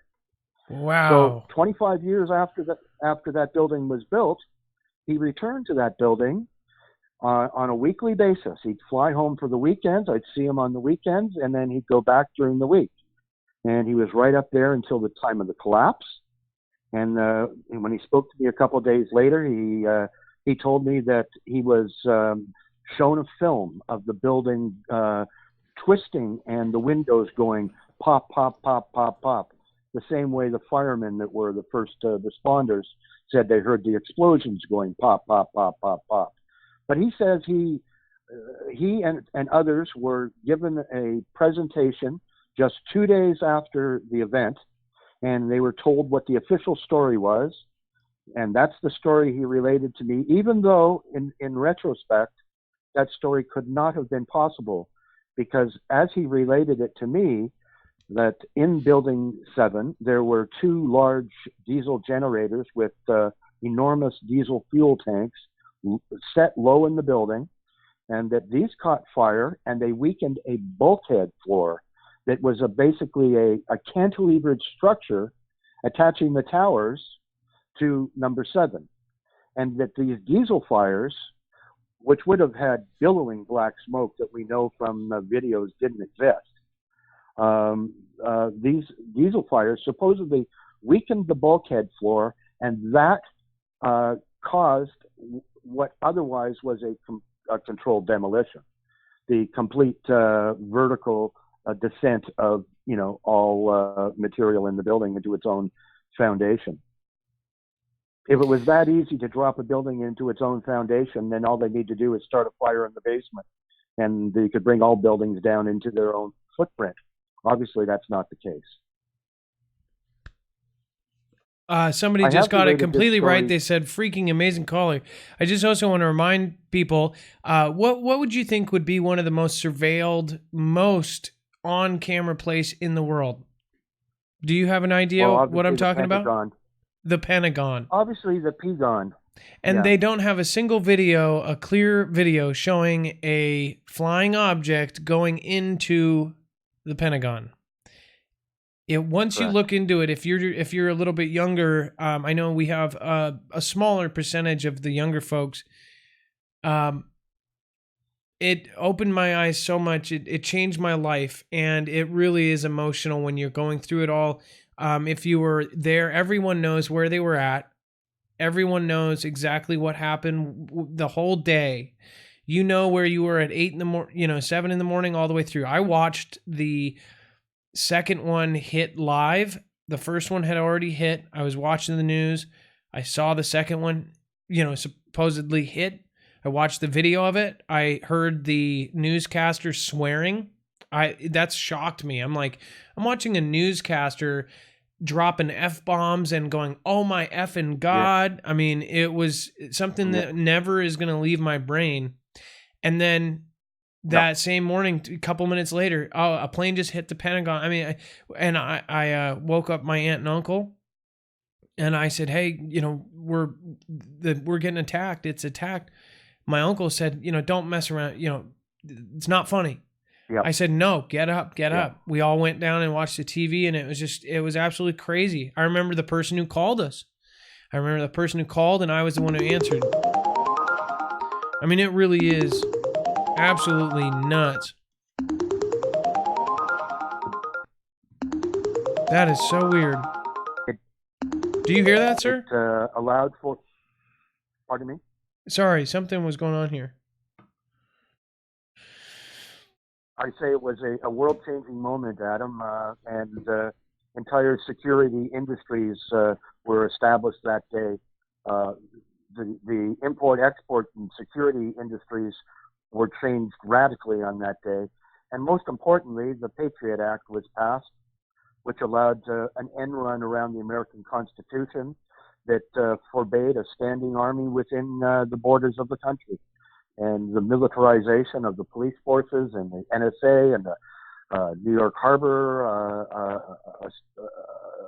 organization, it essentially created military forces directed inwards, contrary to the Constitution. Well, yeah, sir, I was working on No, go ahead. I was working on the biographical movie of Evel Knievel that day in a small town in Ontario when decorating the main street for a parade scene, and we heard it on a car radio, and then went into a restaurant and watched it on TV, and yeah, like you say, the day will never be forgotten. To quote an American president. Can I ask you a quick question? You said you were working on a set. Are you a set designer or something like that? I did props for movies for 40 years. I'm retired now due to an accident I had on the set of a movie, and that's been sort of a blessing in disguise, Adam, because it's allowed me to follow these stories with full immersion. And most people don't have a chance to commit themselves to research these stories 24/7. Your audience most of them have to get up in the morning and go to work. But not having those restrictions on you, one can travel down the rabbit hole all the way. And my eyes were opened on that day, and since then I've been able to see through a couple of other major false flags, such as MH370. Came to a conclusion with that event that gets me banned whenever I mention it. But there's a subgroup within the United Nations called the International Civil Aviation Organization, and within the ICAO there is something known as the Proliferation Security Initiative. And this is an international treaty that gives signee nations the authority to do whatever it takes to prevent another aircraft from flying into a tower at whatever cost, up to and including shooting the aircraft down. And it further allows the governing bodies to make whatever public statement they deem to be most strategic, up to and including a full denial. Barack Obama traveled to Malaysia just weeks after MH370 disappeared to sign a deal with Najib Razak, the now criminal former Prime Minister of Malaysia, who is facing charges of embezzlement right now. But the deal was that he would sign Malaysia up to the Proliferation Security Initiative, thus giving Malaysia the assistance of Britain, United States, Australia, New Zealand, and 100 other countries that have also signed the Proliferation Security Initiative. And the situation was, it's a man-made mystery. The plane was never actually out of sight. people have to be very, very naive to believe the Minister of Transportation for Malaysia when he said that he witnessed in real time a rogue airliner crossing back over the border of his country, and he did nothing to launch his interceptors to investigate the situation because, to quote him, he was not at war, his country was not at war, and what was he going to do anyway? Shoot it down? That's what the Americans would have done, quote unquote. Fact of the matter is, he did not sit on his hands while an aircraft approached his capital city. He launched his either F-18s or his Sukhois. He has a generation more advanced fighter than the F-18 in the Russian Sukhoi at his disposal, and he most likely used those to intercept MH370 and escort it for the duration of its flight. Therefore, the plane was never lost, and its position was always known. When it did go down after it lost fuel pressure, the Royal Malaysian Air Force would have known exactly where it went down and vectored in surface ships to collect debris. I've shared this theory with a number of next of kin, and you'll find on media, social media, and newspapers and television that they'll mention everything from alien intervention to black holes and meteorite strikes, Putin's henchmen, and lithium batteries and mangosteens. But what they will never mention is the Proliferation Security Initiative, which is the right to shoot down an aircraft when it's in hostile control, because according to the 9/11 Commission, hijacked airliner is a weapon of mass destruction in the form of a guided missile. Wow. So I just want to let people know, like, that is a crazy thing I've never heard, but it makes sense. That's why some of the craziest things you ever heard make completely and utter sense. I just wanted to let you guys, though, we went way over time because there's certain calls that I have to listen to, and yours was one of them, and I just really appreciate you calling in. But I don't want anybody to drop off the back. No, that's totally fine. Thank you so much for calling in, and I believe that's a perfectly reasonable explanation. You would never think, they would never tell you if they killed 300 people. How would they explain that? 239 to be exact, Adam. Yeah, how they couldn't explain 239 to 239 families that they took them out. Maybe somebody took control. Well, Adam, there was 14 different nationalities aboard that aircraft that day. Most of the people on board, 150 of the 239 passengers, were Chinese. And the Chinese are one of the only countries that has not signed on to the Proliferation Security Initiative. In the case of MH370, the pilot himself, Captain Zahari Shah, hijacked his own airliner to make a demand to the Prime Minister of his country to release the political opposition who had been falsely imprisoned earlier that very same day. Well, if this video and this channel disappears, we'll find out if you're right. So, and if I disappear, we'll know as well. And I'm sharing it with you.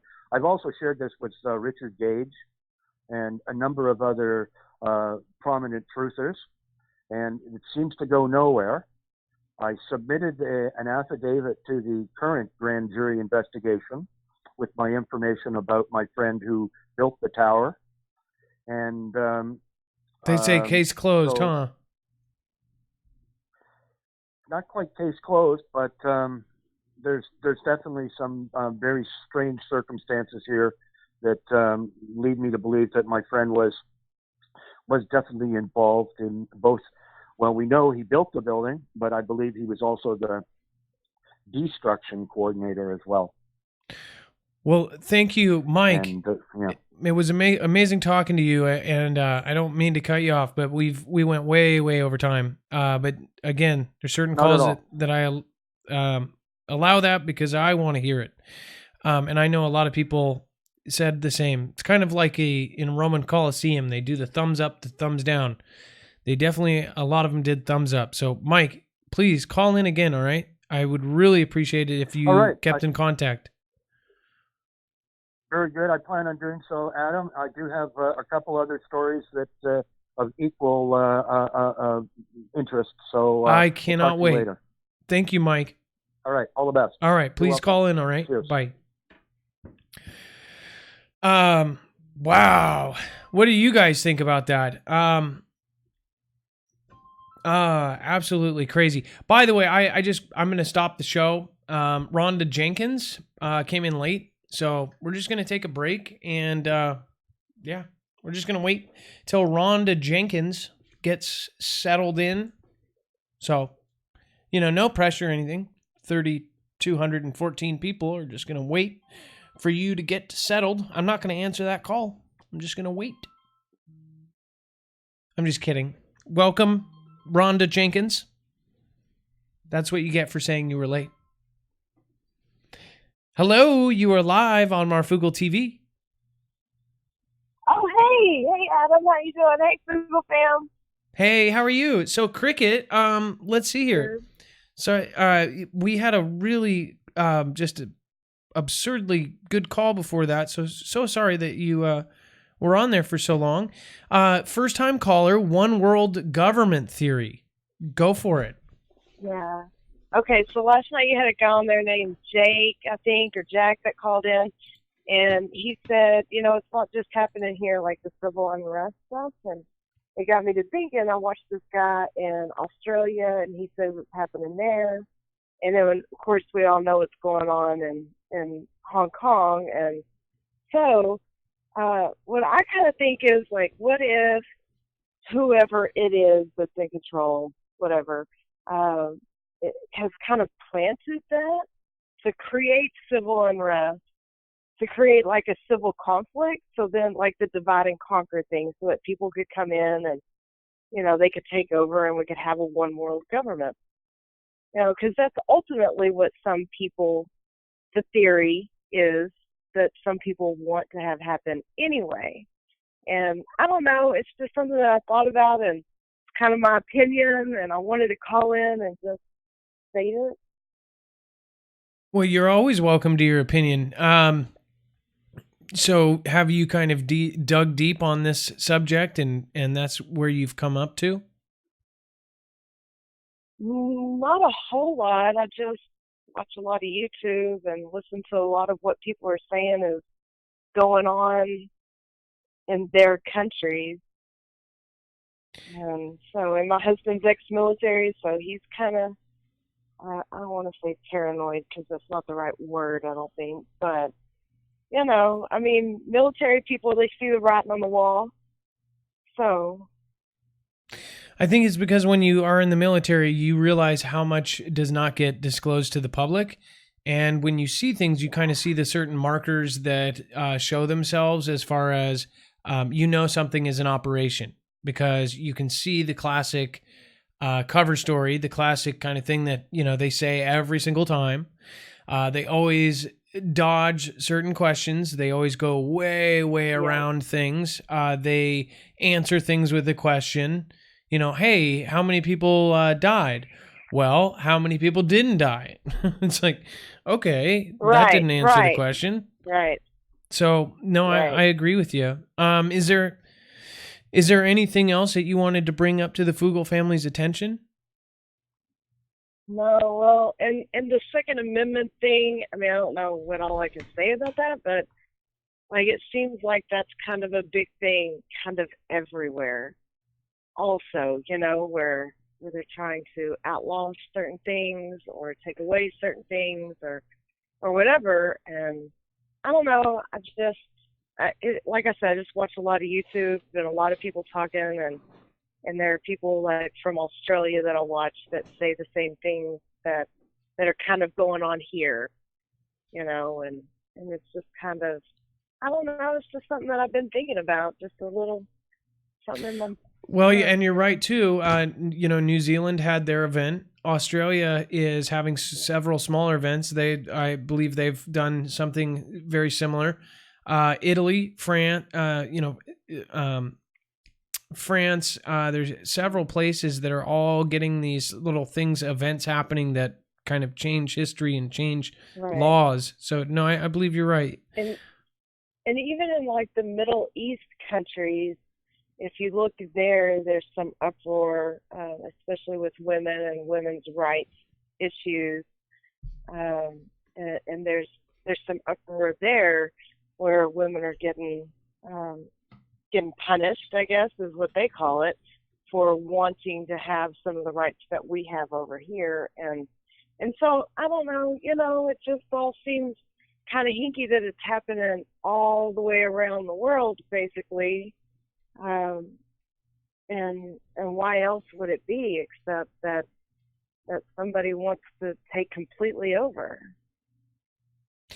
No, I get you. Well, Cricket, thank you so much for calling in. And again, your first time caller. I hope you're not a last time caller. Please call in again. And if you ever, I don't usually. You don't usually call? I don't usually stay up this late. Usually I watch the replay, and so I thought, well, I'm gonna stay up late and call in. Well, Cricket, can I also just say, and to everybody out there that watches the replay the next day, we never have more than like maybe 10 or 12,000 views by the time of the end of this show. So that means if it's getting to 30 to 50,000 by the next day every day, that means there's 20 to 30 to 40,000 people the next day watching it at work or wherever they're watching it. I just want to say thank you. Thank you especially. I really, really appreciate you all.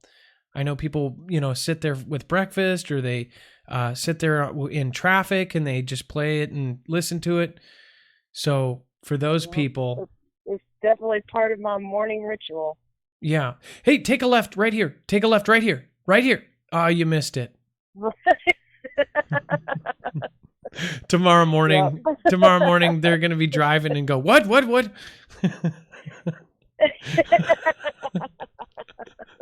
That's awesome.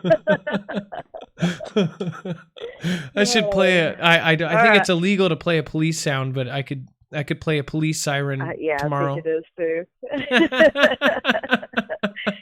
They'll be checking their rearview mirror. Man, I really appreciate you guys, what you and Dex do. I really do. I think that it's awesome that we get news from wherever, from one side and the other side and the middle and all of that, and I appreciate that so much, so much, because you just don't get that anywhere else. That's a big deal in my world. So, well, no I problem. really appreciate what you guys do. Well, you have a great night, and Cricket, thank you so much. And tomorrow, if you're watching part of the replay or whatever, have a good night, and forever I'll remember that. So thank you. Have a good night. Thank you. All right, you too. Bye-bye. So just to remind you guys, Renee Thomas is actually at 939. So she's getting to 1,000 tonight. Actually, I just want to congratulate Renee Thomas on the future Love Mob that we are about to do right now. If you guys have not checked out Renee Thomas, make sure to go do so. Renee Thomas will be hitting 1,000 tonight. So congratulations on that. Now, if you just have your 4,000 watch hours. Mountain Man, you are live on Marfoogle TV. What is going on? What's going on, Marf? How are we doing tonight? Good. So let's see. What is the topic tonight? Let's see here. We're going to talk about the world of lies. This world is a lie that we live in. L-I-E, L-I-E, life. L-I-E, lives, because this is all word magic. And, of course, the tell lies vision. And so we're going to go to one that just really chaps my ass the biggest right now. And since we're a couple weeks away from it, we're going to go right into it, and that's Columbus and the Jesuits. So the Jesuits were created to control the world. They've been involved and spearheaded most of the worst wars, the revolutions, and massacres in the world. And they use their influence over the Freemasons and other secret societies to kind of lurk in the background and kind of run the show. and they tell you that they seek the greater glory of God. But the realization is, if you look at the facts, that they seek universal domination only. And they've rendered themselves indispensable to governors, and they hold revolutions in their hands. And in this way, either under one name or another, it is they who rule the world, the Jesuits. T-Man's a Jesuit, okay? Anyone that's been trained at Georgetown University is a Jesuit. So they say, let all with such artfulness gain the ascendant over princes, noblemen, and the magistrates of every place, and that they may be ready at our beck, even to sacrifice their nearest relations and their most intimate friends, when we say it is for our interest and our advantage. So basically, behind the scenes, this organization controls everyone. And in the United States, they control the Knights of Malta, the Knights Templar, and the Knights of Columbus in the United States. And they work closely with another secret order of the Roman Church called the Opus Dei, which was also created by the Jesuits. So think of Republicans and Democrats. So they created a second organization, the Opus Dei. So they promote some type of alleged rivalry between the two as a diversion, but it's really two sides of an issue, just like the Democrats and Republicans and all the theater and politics. In the United States, there are 66 Jesuit parishes. Ooh, 66. Look at that number. Washington, D.C., the capital of the United States, holds the Jesuit powerhouse, Georgetown University, since 1789. The same year the United States officially became a country. That's interesting. There are 28 Jesuit universities and 50 Jesuit high schools in the United States. More Jesuit influence in the United States than any country in the world. And so now we need to understand that the next Jesuit we need to talk about, obviously, because they control the Knights of Columbus in the USA, is Columbus. And he was funded for his explorations to reach Asia. And it came from the seizure and sale of properties from Spanish Jews and Muslims. So basically, they stole money from the Muslims and the Jews in Spain and used that money to go on this exploration. So that's a great start to this trip, because it kind of highlights just everything that went on with this group, because they're a bunch of criminals and murderers led by Columbus. So Columbus, first of all, he offers a reward of 10,000 maravedis, which is $540, or about a year's salary to a sailor, to anyone that discovers the new land. So a sailor in October of 1492, he sees the new land. Columbus comes up to him and says, I saw a light on the distance before you, no reward. So he pulled the reward, and he lands in the Bahamas, Haiti, and the Dominican Republic. And basically, he reports back that there's a plethora of natives for slaves, rivers of gold, and fertile pastures for Queen Isabella and King Ferdinand. So his next excursion, he's given 17 ships, there's that number 17 for rebirth, and 1,200 men. So the real story here is this, is that, and this is the lies that the world is, okay? Everyone Marfta has a year-round tan. And when I see chocolate, I see dark chocolate, I see chocolate, I see milk chocolate, I see white chocolate, I see caramel, I see dark caramel, I see light caramel. It's all delicious to me. That's what I see when I see color in front of me of skin. And so anyone that has a year-round tan, and that's the people that they call black, the people that they've called African Americans, okay? Those were the people that Columbus came and killed. He killed basically almost 5 million of them, okay? In this because he created his quest for gold, he created a slave system. And basically 5 million of these people were killed.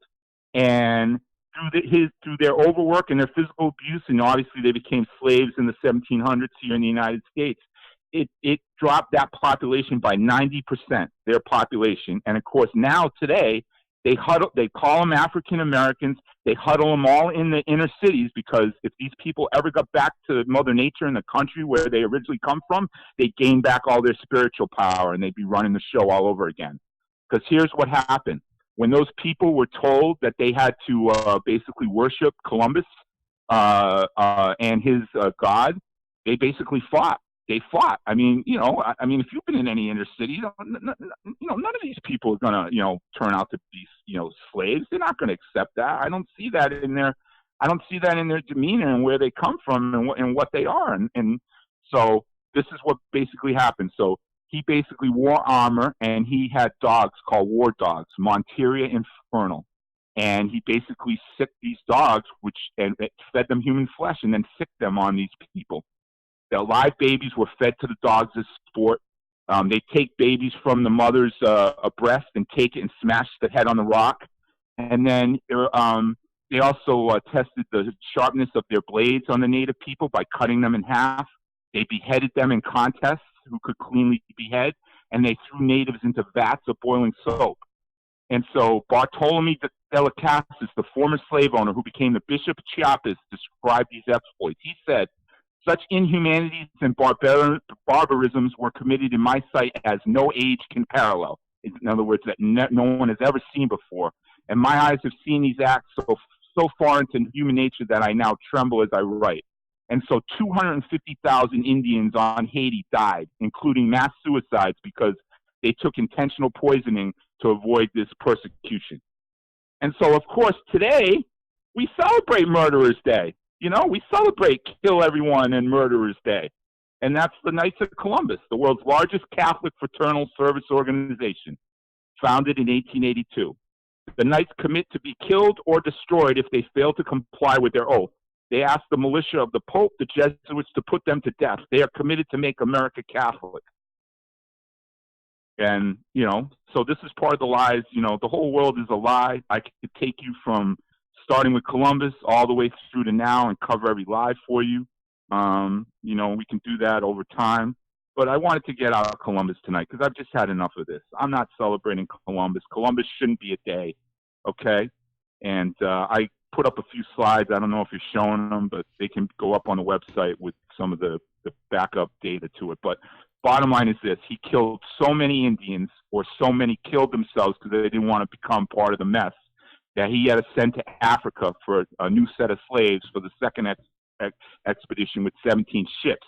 And that's how the African-American DNA got basically, you know, supplied to our land through those acts, because he had to send to Africa for slaves because he killed everyone here because they wouldn't be his slaves. They fought him.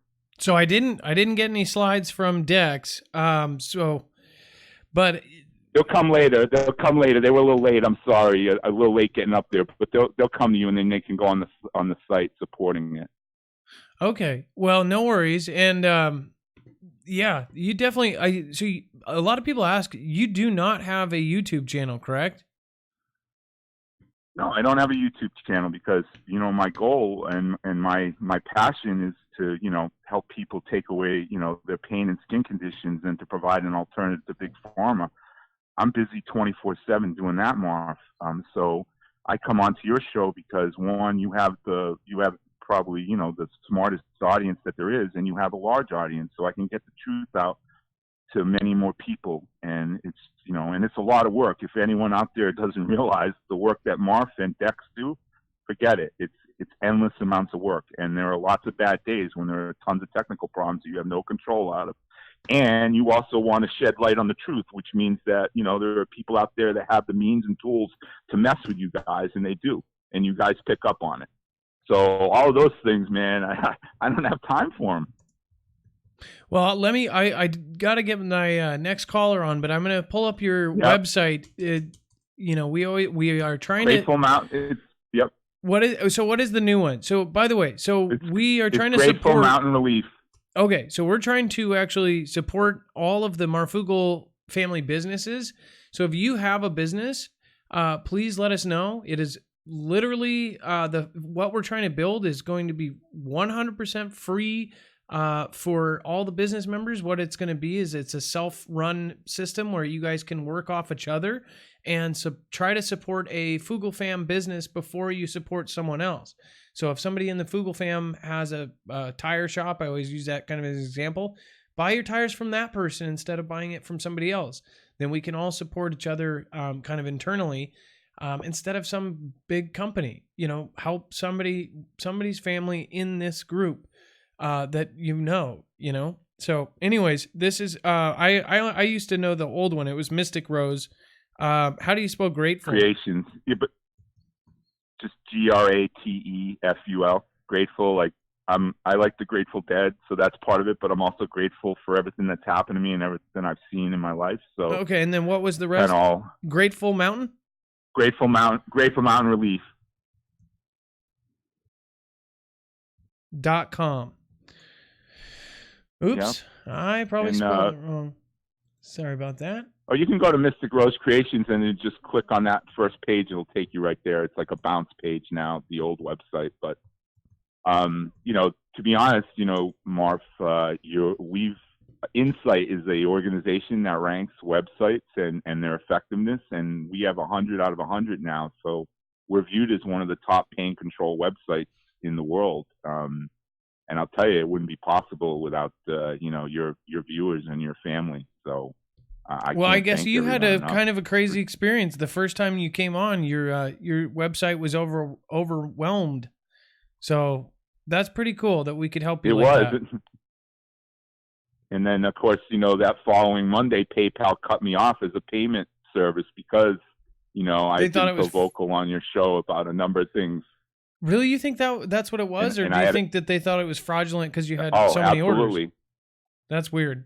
No, absolutely. They in other words, they had been my payment provider for 2 years, and they knew very well that I was selling CBD-based products.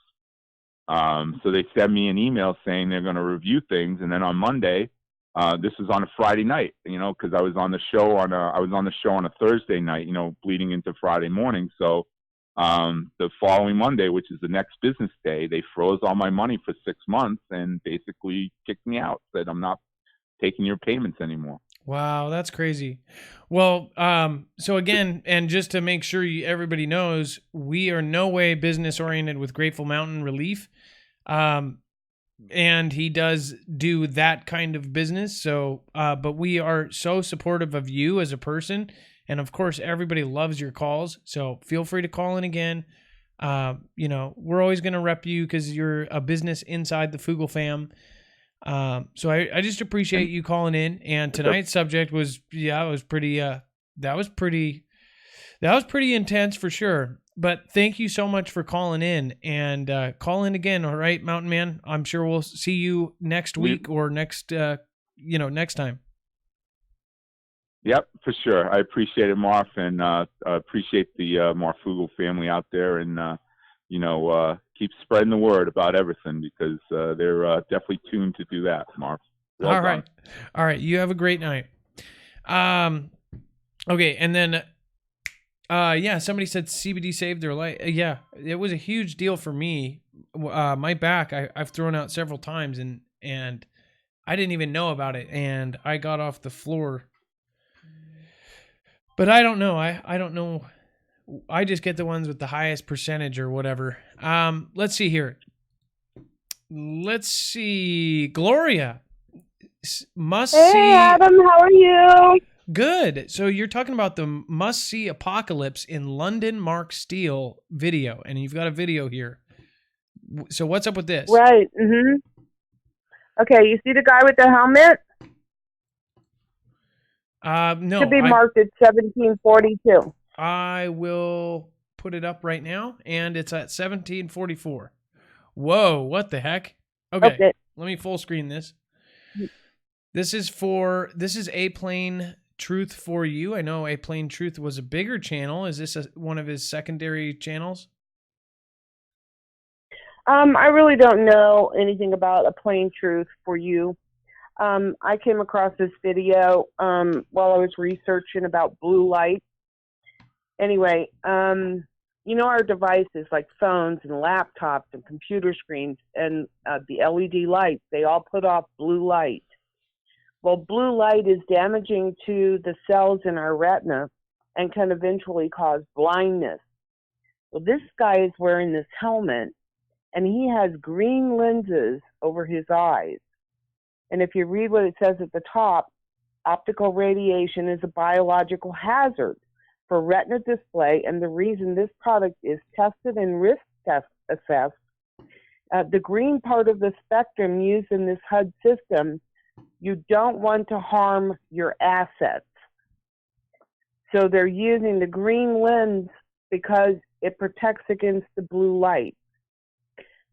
So at the drugstore, I know they sell glasses with yellow lenses.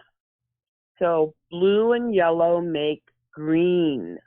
So to protect our eyes, everybody needs to go out and get a pair of yellow lensed glasses so that you can protect the retina in your eyes. But what are Because we saying I we're know we all- protecting it against? The sun? Or I know that like cell phones have a blue light filter as an option because it's blue light, right? So Right. Well, the blue light is not only in coming from your cell phone, it's coming from your laptop screen, it's coming from your television, it's coming from your computer screen, it's coming from LED light bulbs. So this blue light, I guess you don't have to look like this guy. That would look pretty dumb or pretty sweet, depending at the party you're at. At the right party, you would be the talk of the town. But as far as, you know, if you're just sitting in the library, somebody might start running. But yeah, those are pretty weird looking HUDs too. I mean, that is really quite weird. But so okay, go to the mark 2001. Okay, let's see here. 2001. And just so you know, I'm showing just a small party clip under fair use. If this A-Plane Truth is connected to the big A-Plane Truth, I've watched lots of your videos. I think one of them got totally destroyed by this platform because they were too truthful. That's why we kind of try to be as careful as possible. So what is at the 20 and what second? 2001. Okay, so here it is. It's freeze framed. It says, science human retina cell viability from non-thermal optical radiation exposures, non-ionizing LED optical radiation hazards, frequency-specific, not power-dependent LED blue phototoxic light spectrum. A is blue, A white, green, B control, white LED, green LED. So what is this basically saying? This is saying that the green is better for your eyes than the blue. The blue actually changes the cell structure of the cells in our retina. Just like, I don't know if you've seen any of the videos for the smart meter, the radiation coming off from that, where they have people standing in front of the smart meter and they draw blood samples and they look at the blood cells and they've been distorted by the radiation that's coming off the smart meter. Yes, I have But then seen if you move them away from in front of the smart meter, then the cells return to normal structure.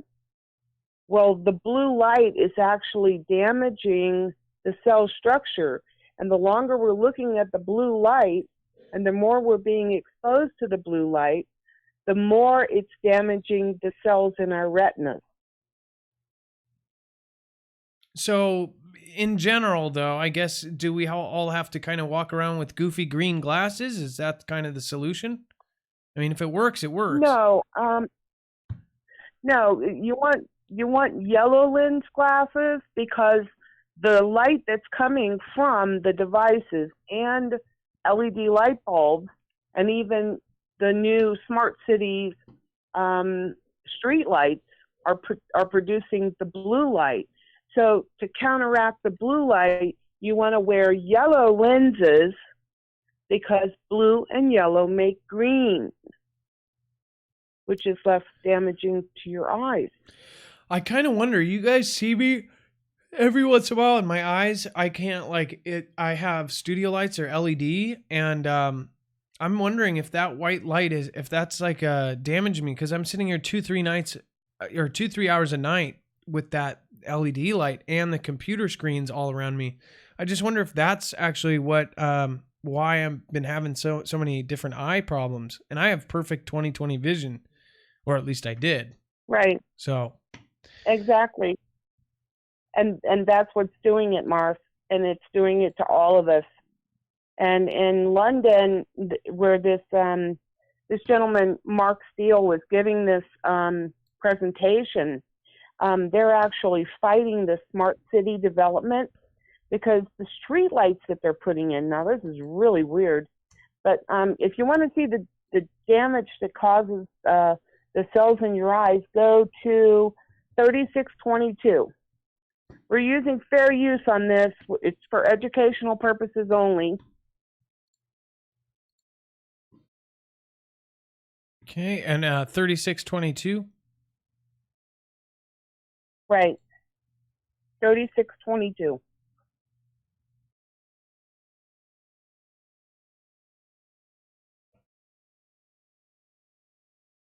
Non-thermal EMR damage. This is not thermal related, but microwave radiation.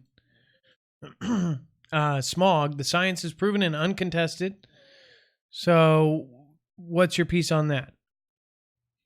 It's 3622. I don't think you're on 3622. It's on the sheet with the information. Otherwise, it's the gentleman talking. No, it's here we go. 3622 is actually a slide of like the blood cells. Before exposure to a smart meter, after exposure to the smart meter. Is it 3 different pictures of the meter? Like different slides of the blood vessel, of the actual blood cells, and what the exposure from the smart meter, which is the radiation. Oh, okay. I got it. Is actually changing the blood cell structure. So just so you guys can see full screen here, the very left is dark field of the microscopy before exposure to smart meter. Subject 1, subject 2, subject 3. So this is before. After exposure to smart meter, 2 minutes, distance 1 foot from the smart meter is like devastated. That's insane. After exposure to smart meter, 2 minutes, 1 foot, just absolutely crazy, messed up. 45 seconds at 1 foot. So this is why we represent the smart meter covers. That's, not a lot of people understand it. Exactly why we should be. That's exactly why we should be covering them with the smart meter. Yeah. Cover. So you can actually get smart meter covers through us to help us out, or just go to Amazon and get them. They just slide right on over it because they really are something that people should have. That shows you right there. This is exactly why. Look at the cells. That's scary. They're messed up. And that's just a very short period of time of being exposed. Now, suppose you put a cover on your meter, but your neighbor next door to you, where their meter is on the same side facing your house, that's coming through the wall, and that's affecting you right in the house where you live. So it's important to have your neighbors get on board with this as much as we can. Now go to 3639. This is all fair use. We're doing for educational purposes. It's a slide with a little kid with a running bloody nose.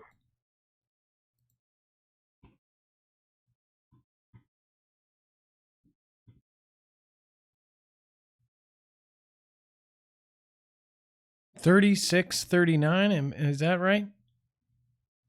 Yeah, it should be a slide with over in the lower left-hand corner, a little kid with a blue jacket, shirt, and a bloody nose. At the top, it says results of experiment. CMS telecoms. Yep. Cause blood stacking from microwave radiation. 5G experimental transmitters situated directly outside children's bedroom windows administering a noxious substance. No random nosebleed in his life now since these lights have been fitted. Look at my 2-year-old son. Yeah, so we've actually covered the fact that school had a cell tower right next to it, and 4 kids ended up getting rare cancers, including brain cancers, and the school was actually getting paid $3,000 a month to actually have it right next to it. It was pretty crazy, and that's really messed up. So, we did go way past our time, though. I can give people the link to this video. We can even connect it up to our website so people can go over to A Plain Truth. I really want everybody. Yeah, everybody needs to go look at this because there's a lot of information it causes abortions, the exposure to the radiation, the microwave radiation.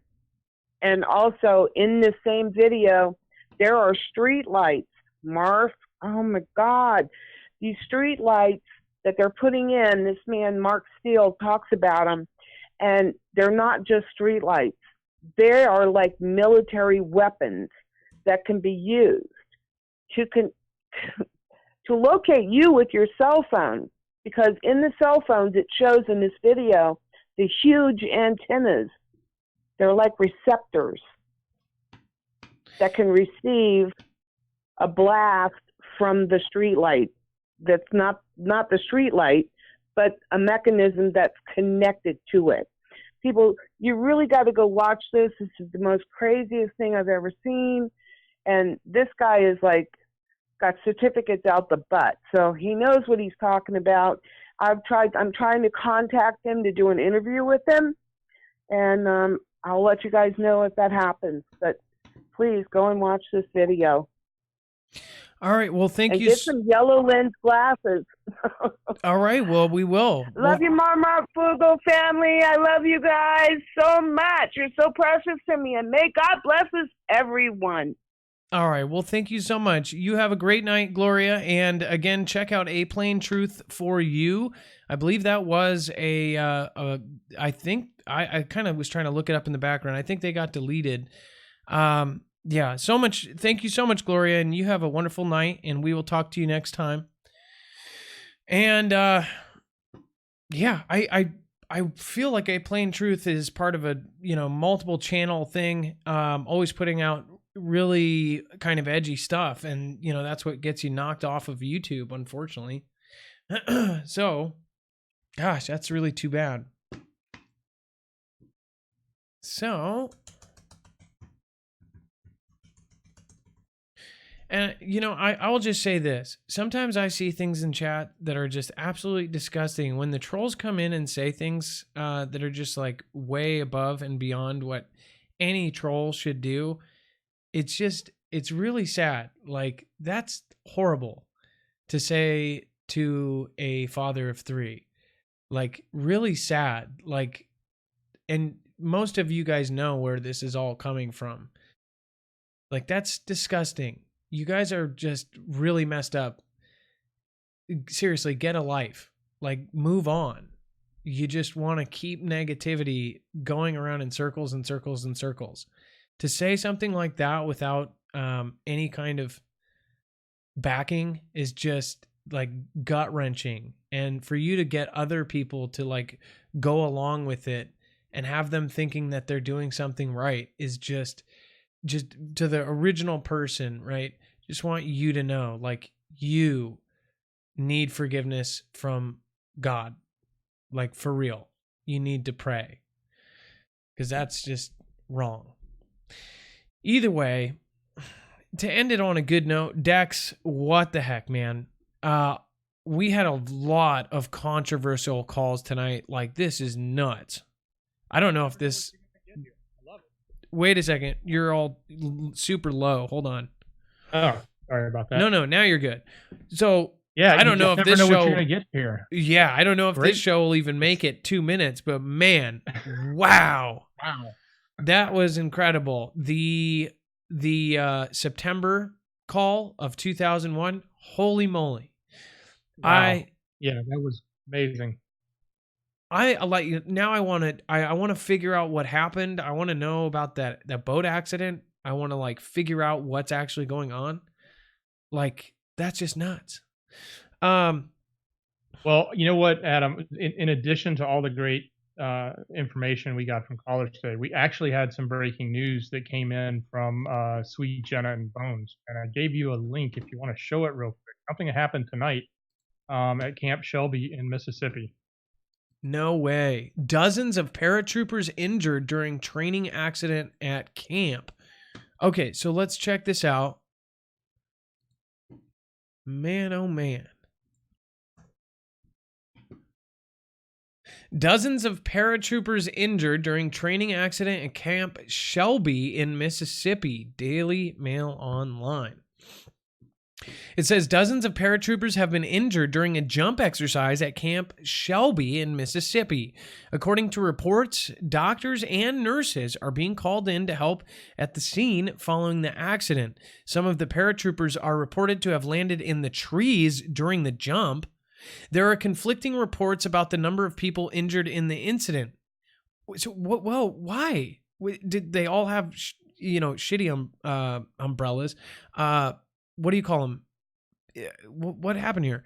Quintus Jones, a reporter for Fox 23, is on the scene. He tweeted, on the scene at Forest General Hospital, where more than 80 paratroopers from Camp Shelby injured during training.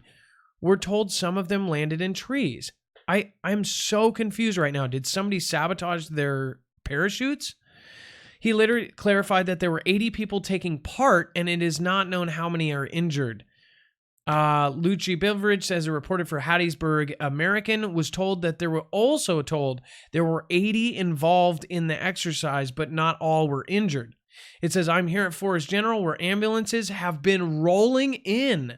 Lots of law enforcement too. I'm so confused. Why? What in the heck happened? I'm so confused here. This doesn't say that they fell. Are you seeing this, Dex? Yeah, I'm seeing it. I'm sure we'll get a story tomorrow about what happened. But yeah, this is really, it's a night jump, right?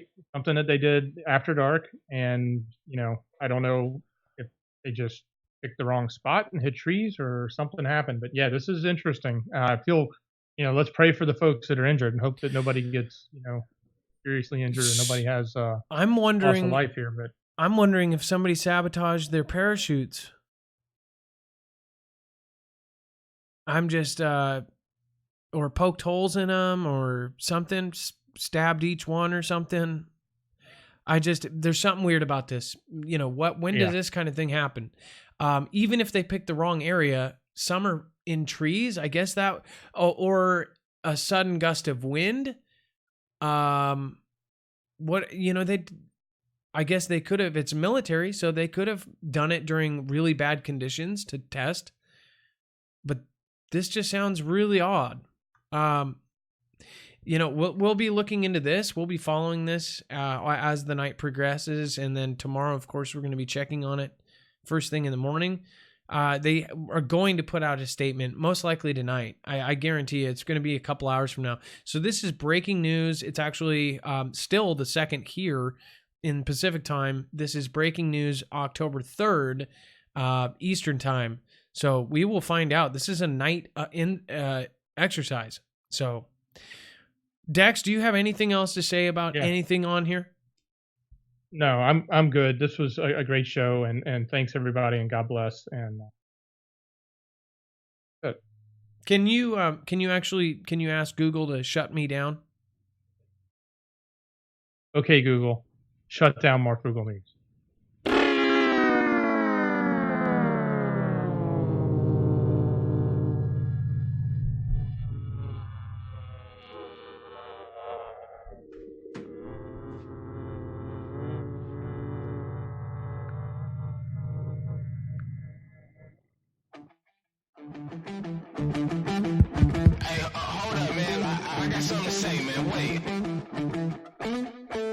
What y'all out here for, man?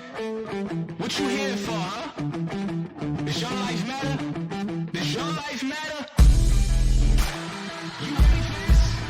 You ready to take control? Are you giving up control or are you taking control? Thank you all for coming here tonight. And this is, of course, the Shoutro. Congratulations, Renee Thomas, for reaching 1,000. Just to remind you, Renee Thomas is awesome. Now it is time for the official Shoutro. It is, of course, where I make a complete fool out of myself. I appreciate each and every one of you for being here. Much love.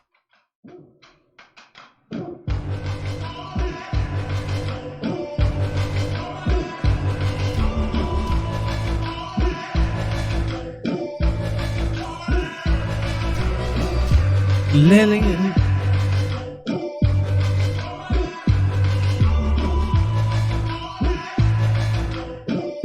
that was weird. The entire mic cut out.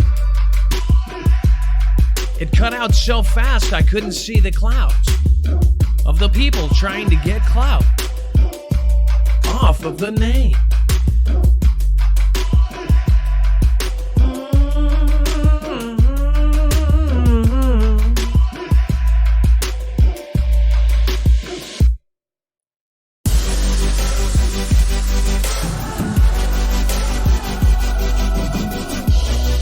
Thank you, Red Pill Me, Rob Stewart, Connie Easley, Jessica Benitez, Fast Mac, John Nelson. Of course, Mind Control Central, Southern California deplorable. Sky Angel, Fernando Echeverry, Lisa R. Hall, D. Bo, Terry Christ, Shirley Graham, Adds a Little Pa, Jahan Ditch, Chris Coleman, some name whatever, Rebecca Fisher, Teresa K, and the rest. And of course, Awake and Aware. Jonathan Esparza, Lindy Kerba, wouldn't be anything without you.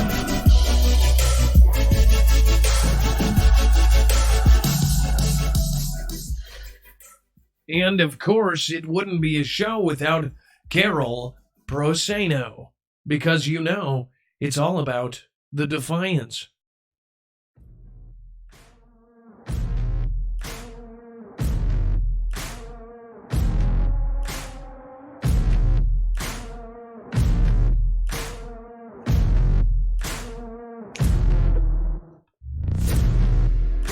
Superman doesn't know where he goes.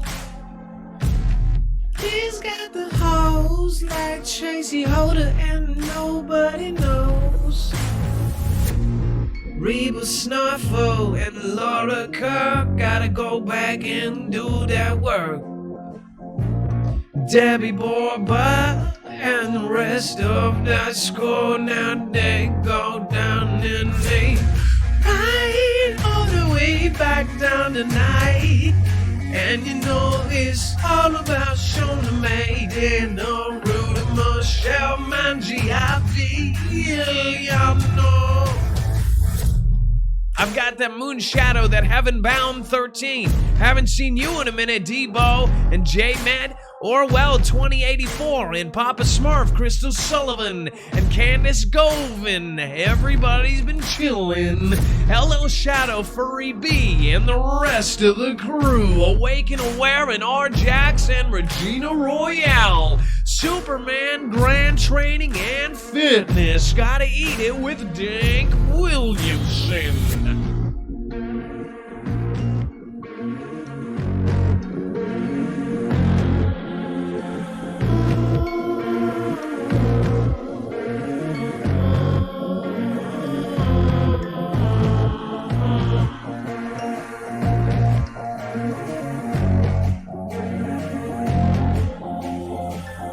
Make sure to say hello to Victory, RJL Harris, Charlene Sampson, MG Till Forever, Me Wolf, Jay Stone, Angel's Light, Sharon Theobald, and the rest of the crew.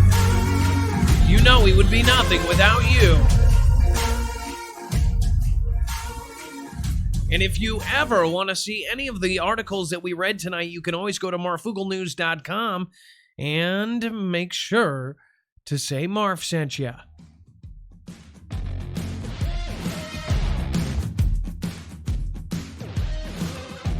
Cause Marf sent ya.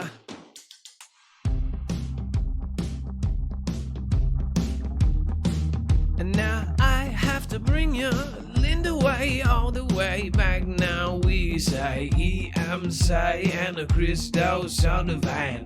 Got my Joy Keith and my Capuchow. Blondie 93 to 45. Twisted Tats and the OG Johnny B.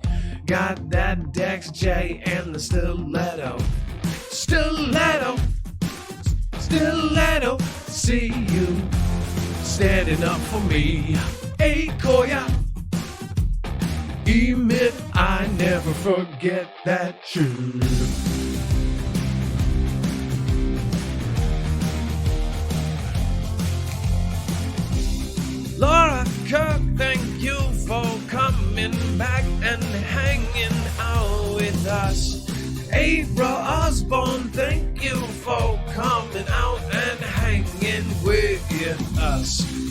a robber, lots of old name hanging out with us.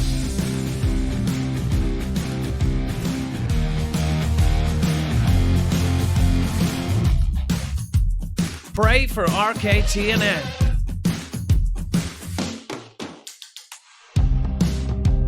People like Stiletto are the best, yo. Native Texan, Dex J, Jamie Howard, and of course, nobody knows like Heidi Gregorio, Sarah Goldie, Alicia Peabody. Nobody wants it cause they want the body of Tom Wook. And I not saying your name. Shiny future for us, ayo. See more butts and chills to deluxe, and they don't really give a watchman observer. Got them observers crying hippie Brenda Sophisticated. Sophisticated, A888 and Andy Martinez. Just Arizona. And Carol Prasado, bring it on down low. I've got Linda Kaz, Michelle Burkett, Stony Wolf, and the J Stone 78. Got the Spotty Love, B-Cast, Clan Mama Raz, Daz. Bring it right back, and now you've got that Rachel Brady, Wayne Brady, Freestyle, Tracy, and the fam, Snaps, and the rest of the Kathleen Beaver, and the Bam, like his friend, so Fred Flintstone, got the Shauna May, what the heck do we say, with the twisted tats on my neck, Dex J on my back, and now got the Randy Newman right back. Classified 420, light it up for us.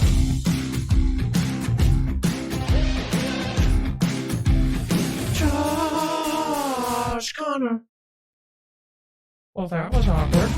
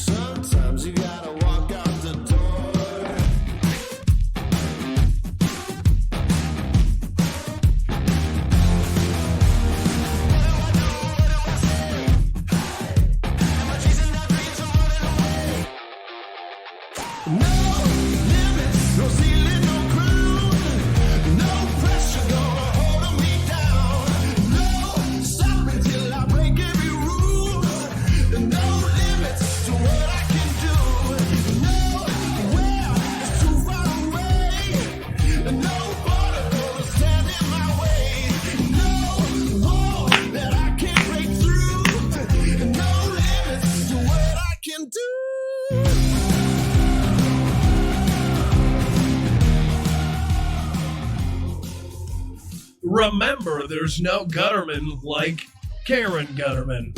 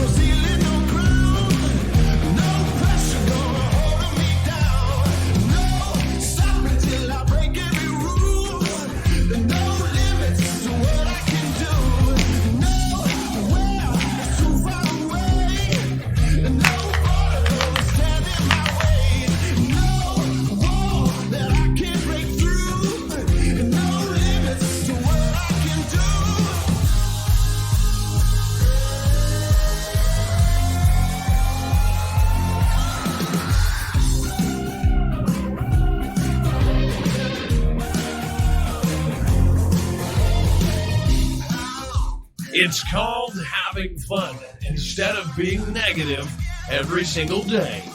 You can sit there and find something to complain about or some sort of crazy conspiracy. Or you can just have fun.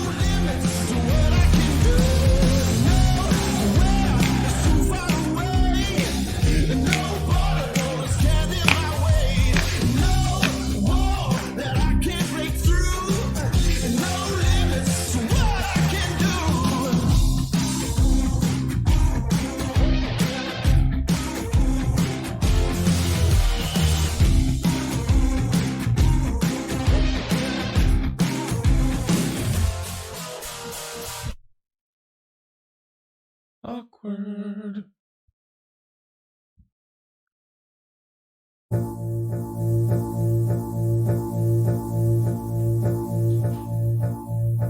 Hey, thank you all for coming once again. You don't have to go home and you can stay here.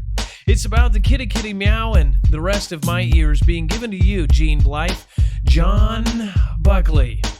Now my homeboy's getting down and we about to walk down with Classified 420 and we're about to sit down right there on the side of downtown. Janice Price and John Nelson, Laura Kirk and the rest, my sons, Hendersons and all the rest. It's Sir Fishy 8888.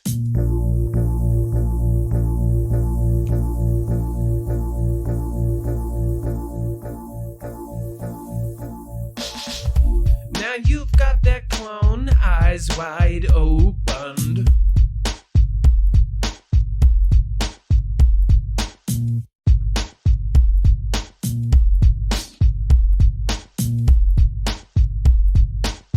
I've fallen and I can't get up. I've got my Lisa Hall bringing me right now. I crawl like I Ellis Crawley all. Now we've got that, y'all.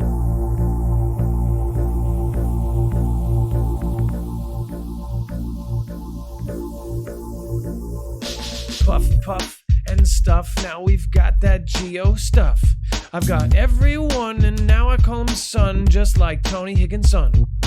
Now I've gotta say what's up to Pops, or Paps, however you like it, Snafu Snaps. Hey, Crystal Sullivan, your name rhymes with Kathy Mann. Kathleen Beaver, you're oh so awesome. I really wanna go back and paw some. That adds a paw, little paw. I think that's what it is, or maybe it's Carolyn Boggs. Maybe it's Carolyn Boggs. Never a hater. Yes, never, never once a hater. Wes Prater is so cool. Maybe it's Prater. I don't know, but really we'll talk about it later. Latter? And what's Will Smith's son's name? I think it's something that starts with Jaden, but it's not as cool as Miss Dharma Braden.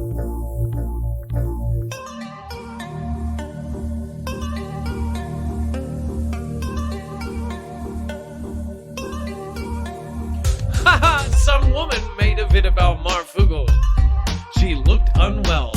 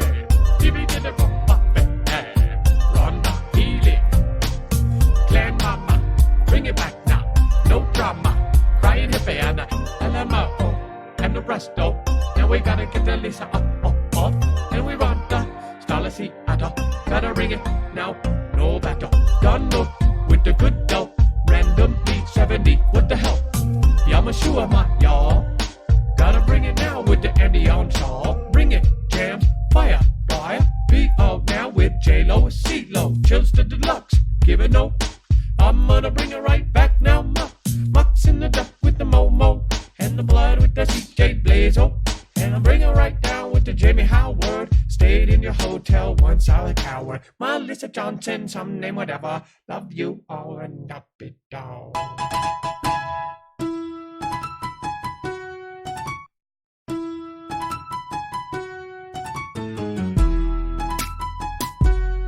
All right, guys, you have a wonderful night.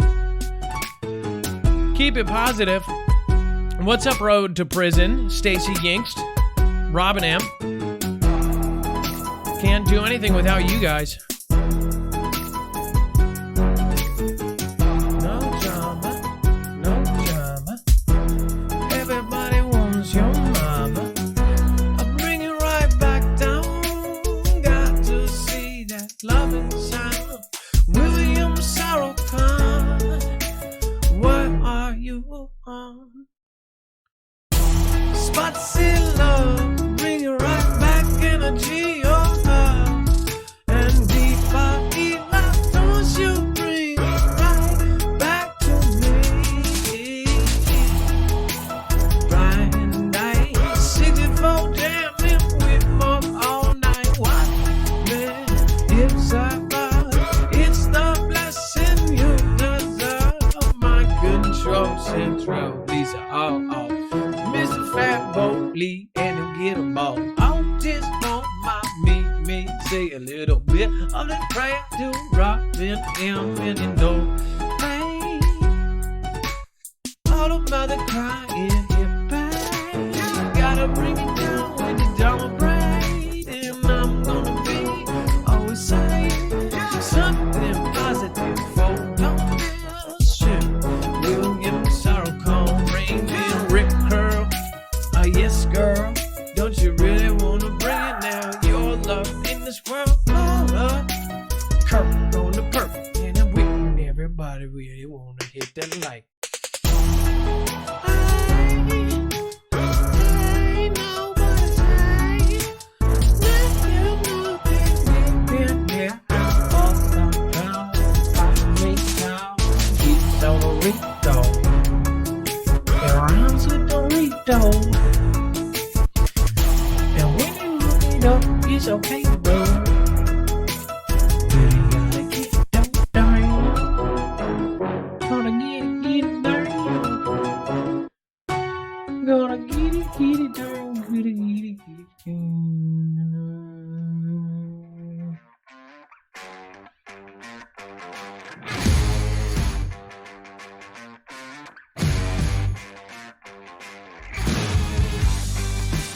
All right, you guys, you have a wonderful night.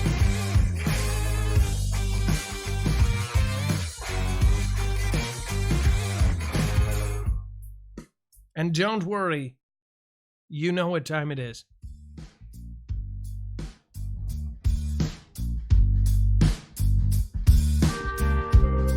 If I had all my friends, they would bring back all the ends. I went out to Potomac with my friend Mama Tommy, and we had so much fun. Santa Traveling, hey, all the time with the ends all. Bring it right back in your R&R. Randomly, 17 was with me, and it was so much Michael Brown night. We went to one night. We had that killing way. One get shit thing now with me. I just wanna walk on the way down the street without call. I'm bringing myself booking all the way back down, and you thinking, hey, hey, Lila, good night, Yala. Wanna make a date in this flagger? Wanna go right back? We're down in the road to prison, down to Nevada Bayou.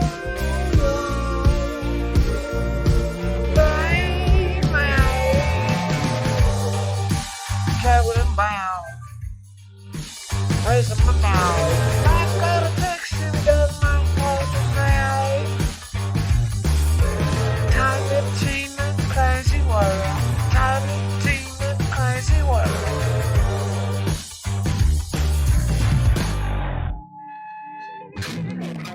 Squeeze the queeper, get him rockin' with the Wiz Khalifa. Squeeze the keeper, walking like the Wiz Khalifa. Showbell Bros looking up with the Mama Tommy getting all of her friends. Gala, Hazza, La Buzza, Beth with the always smiling and we the best. Like little red KS. Never funky with the Shirley B, hit it with the Harry and K. Now what do you say? I'm about to hit it with that big old wave. And the Tracy, the Fam, and the mind control is always gonna go get away we roll. Papa Smurf and the Superman grind. Better hit it round and never make it long. Man, oh man, got that beyond. A sitting jam in the breaking ground. Dang, I missed it. Gonna go down there, I'm pissed. I'm gotta get macaroni a biscuit, cause he's gonna red pill me with the shiznit. Oh yeah, do it now with the whole right there. Ain't this what you love? Jesus says, according to Starlight, add it with the batter cold in that jar.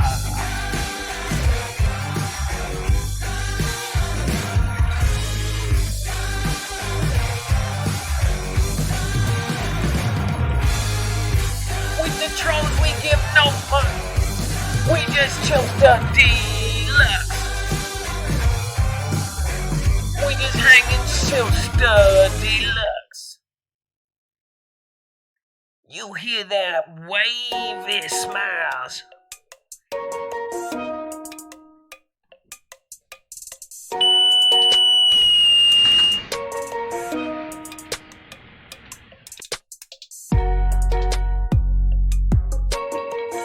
It's like an emergency thingy. Only it's not.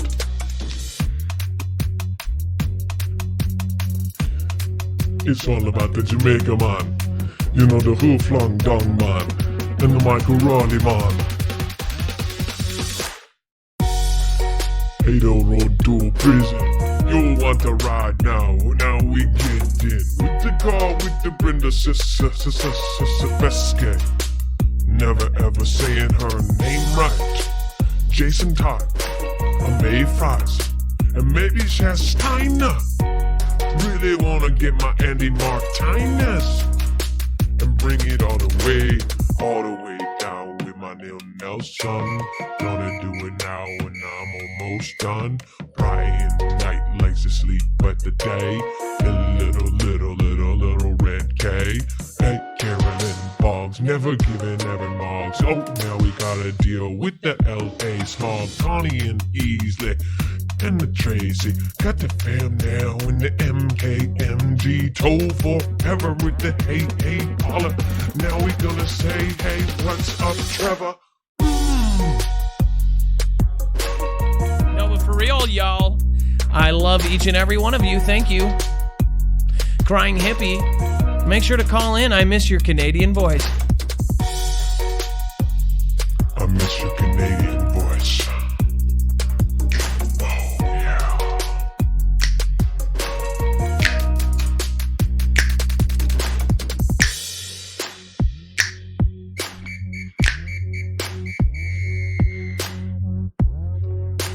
You know what we're talking about. We Marfoogle.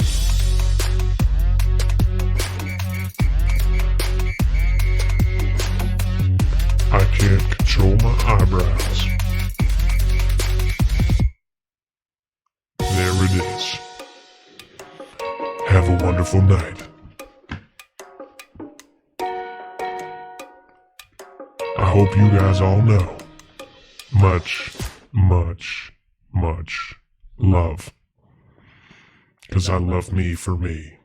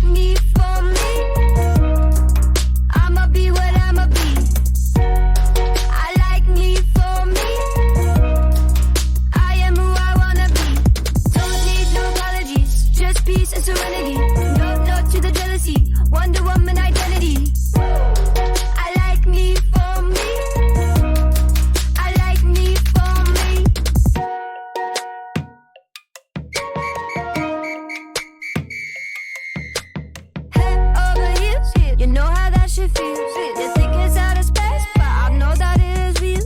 Sipping Topo Chico, La Coca Puerto Rico.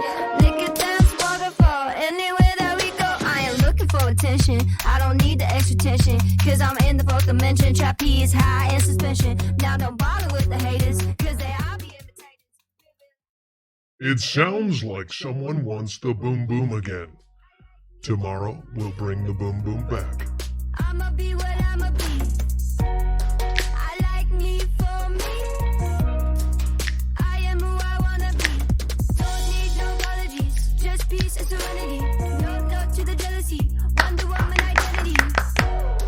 I like me for me. I like me for me.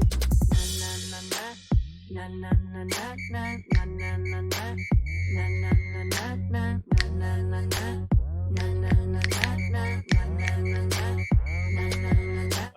Bones, I know you're lying. Did you seriously just get here? I seriously have to redo the show? Wow. Shoot.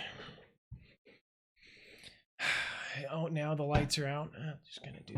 What's up, guys? It's Adam, aka Marf, and this is Marfoogle Network. I'ma be what I'ma be. I like me for me. I am who I wanna be. Don't need no apologies, just peace and serenity. No to the jealousy, Wonder Woman identity. I like me for me. I like me for me. Gotta prove it to myself. I like nobody else. Gotta prove it to myself. I like nobody else. Gotta prove it to myself. I like nobody else. Gotta prove it to myself. I like me for me. By the way, I just wanted to point out that, you know, when you like somebody, it's you just gotta love them, you know, no matter how mean they are and how crazy they are. You just gotta keep loving them. You just gotta keep just saying, okay, I know you're special. I love you anyways, because that's what Jesus would have us do. Being totally serious. You gotta restrain yourself from being negative, and you just gotta keep pushing out positives. Good night, folks.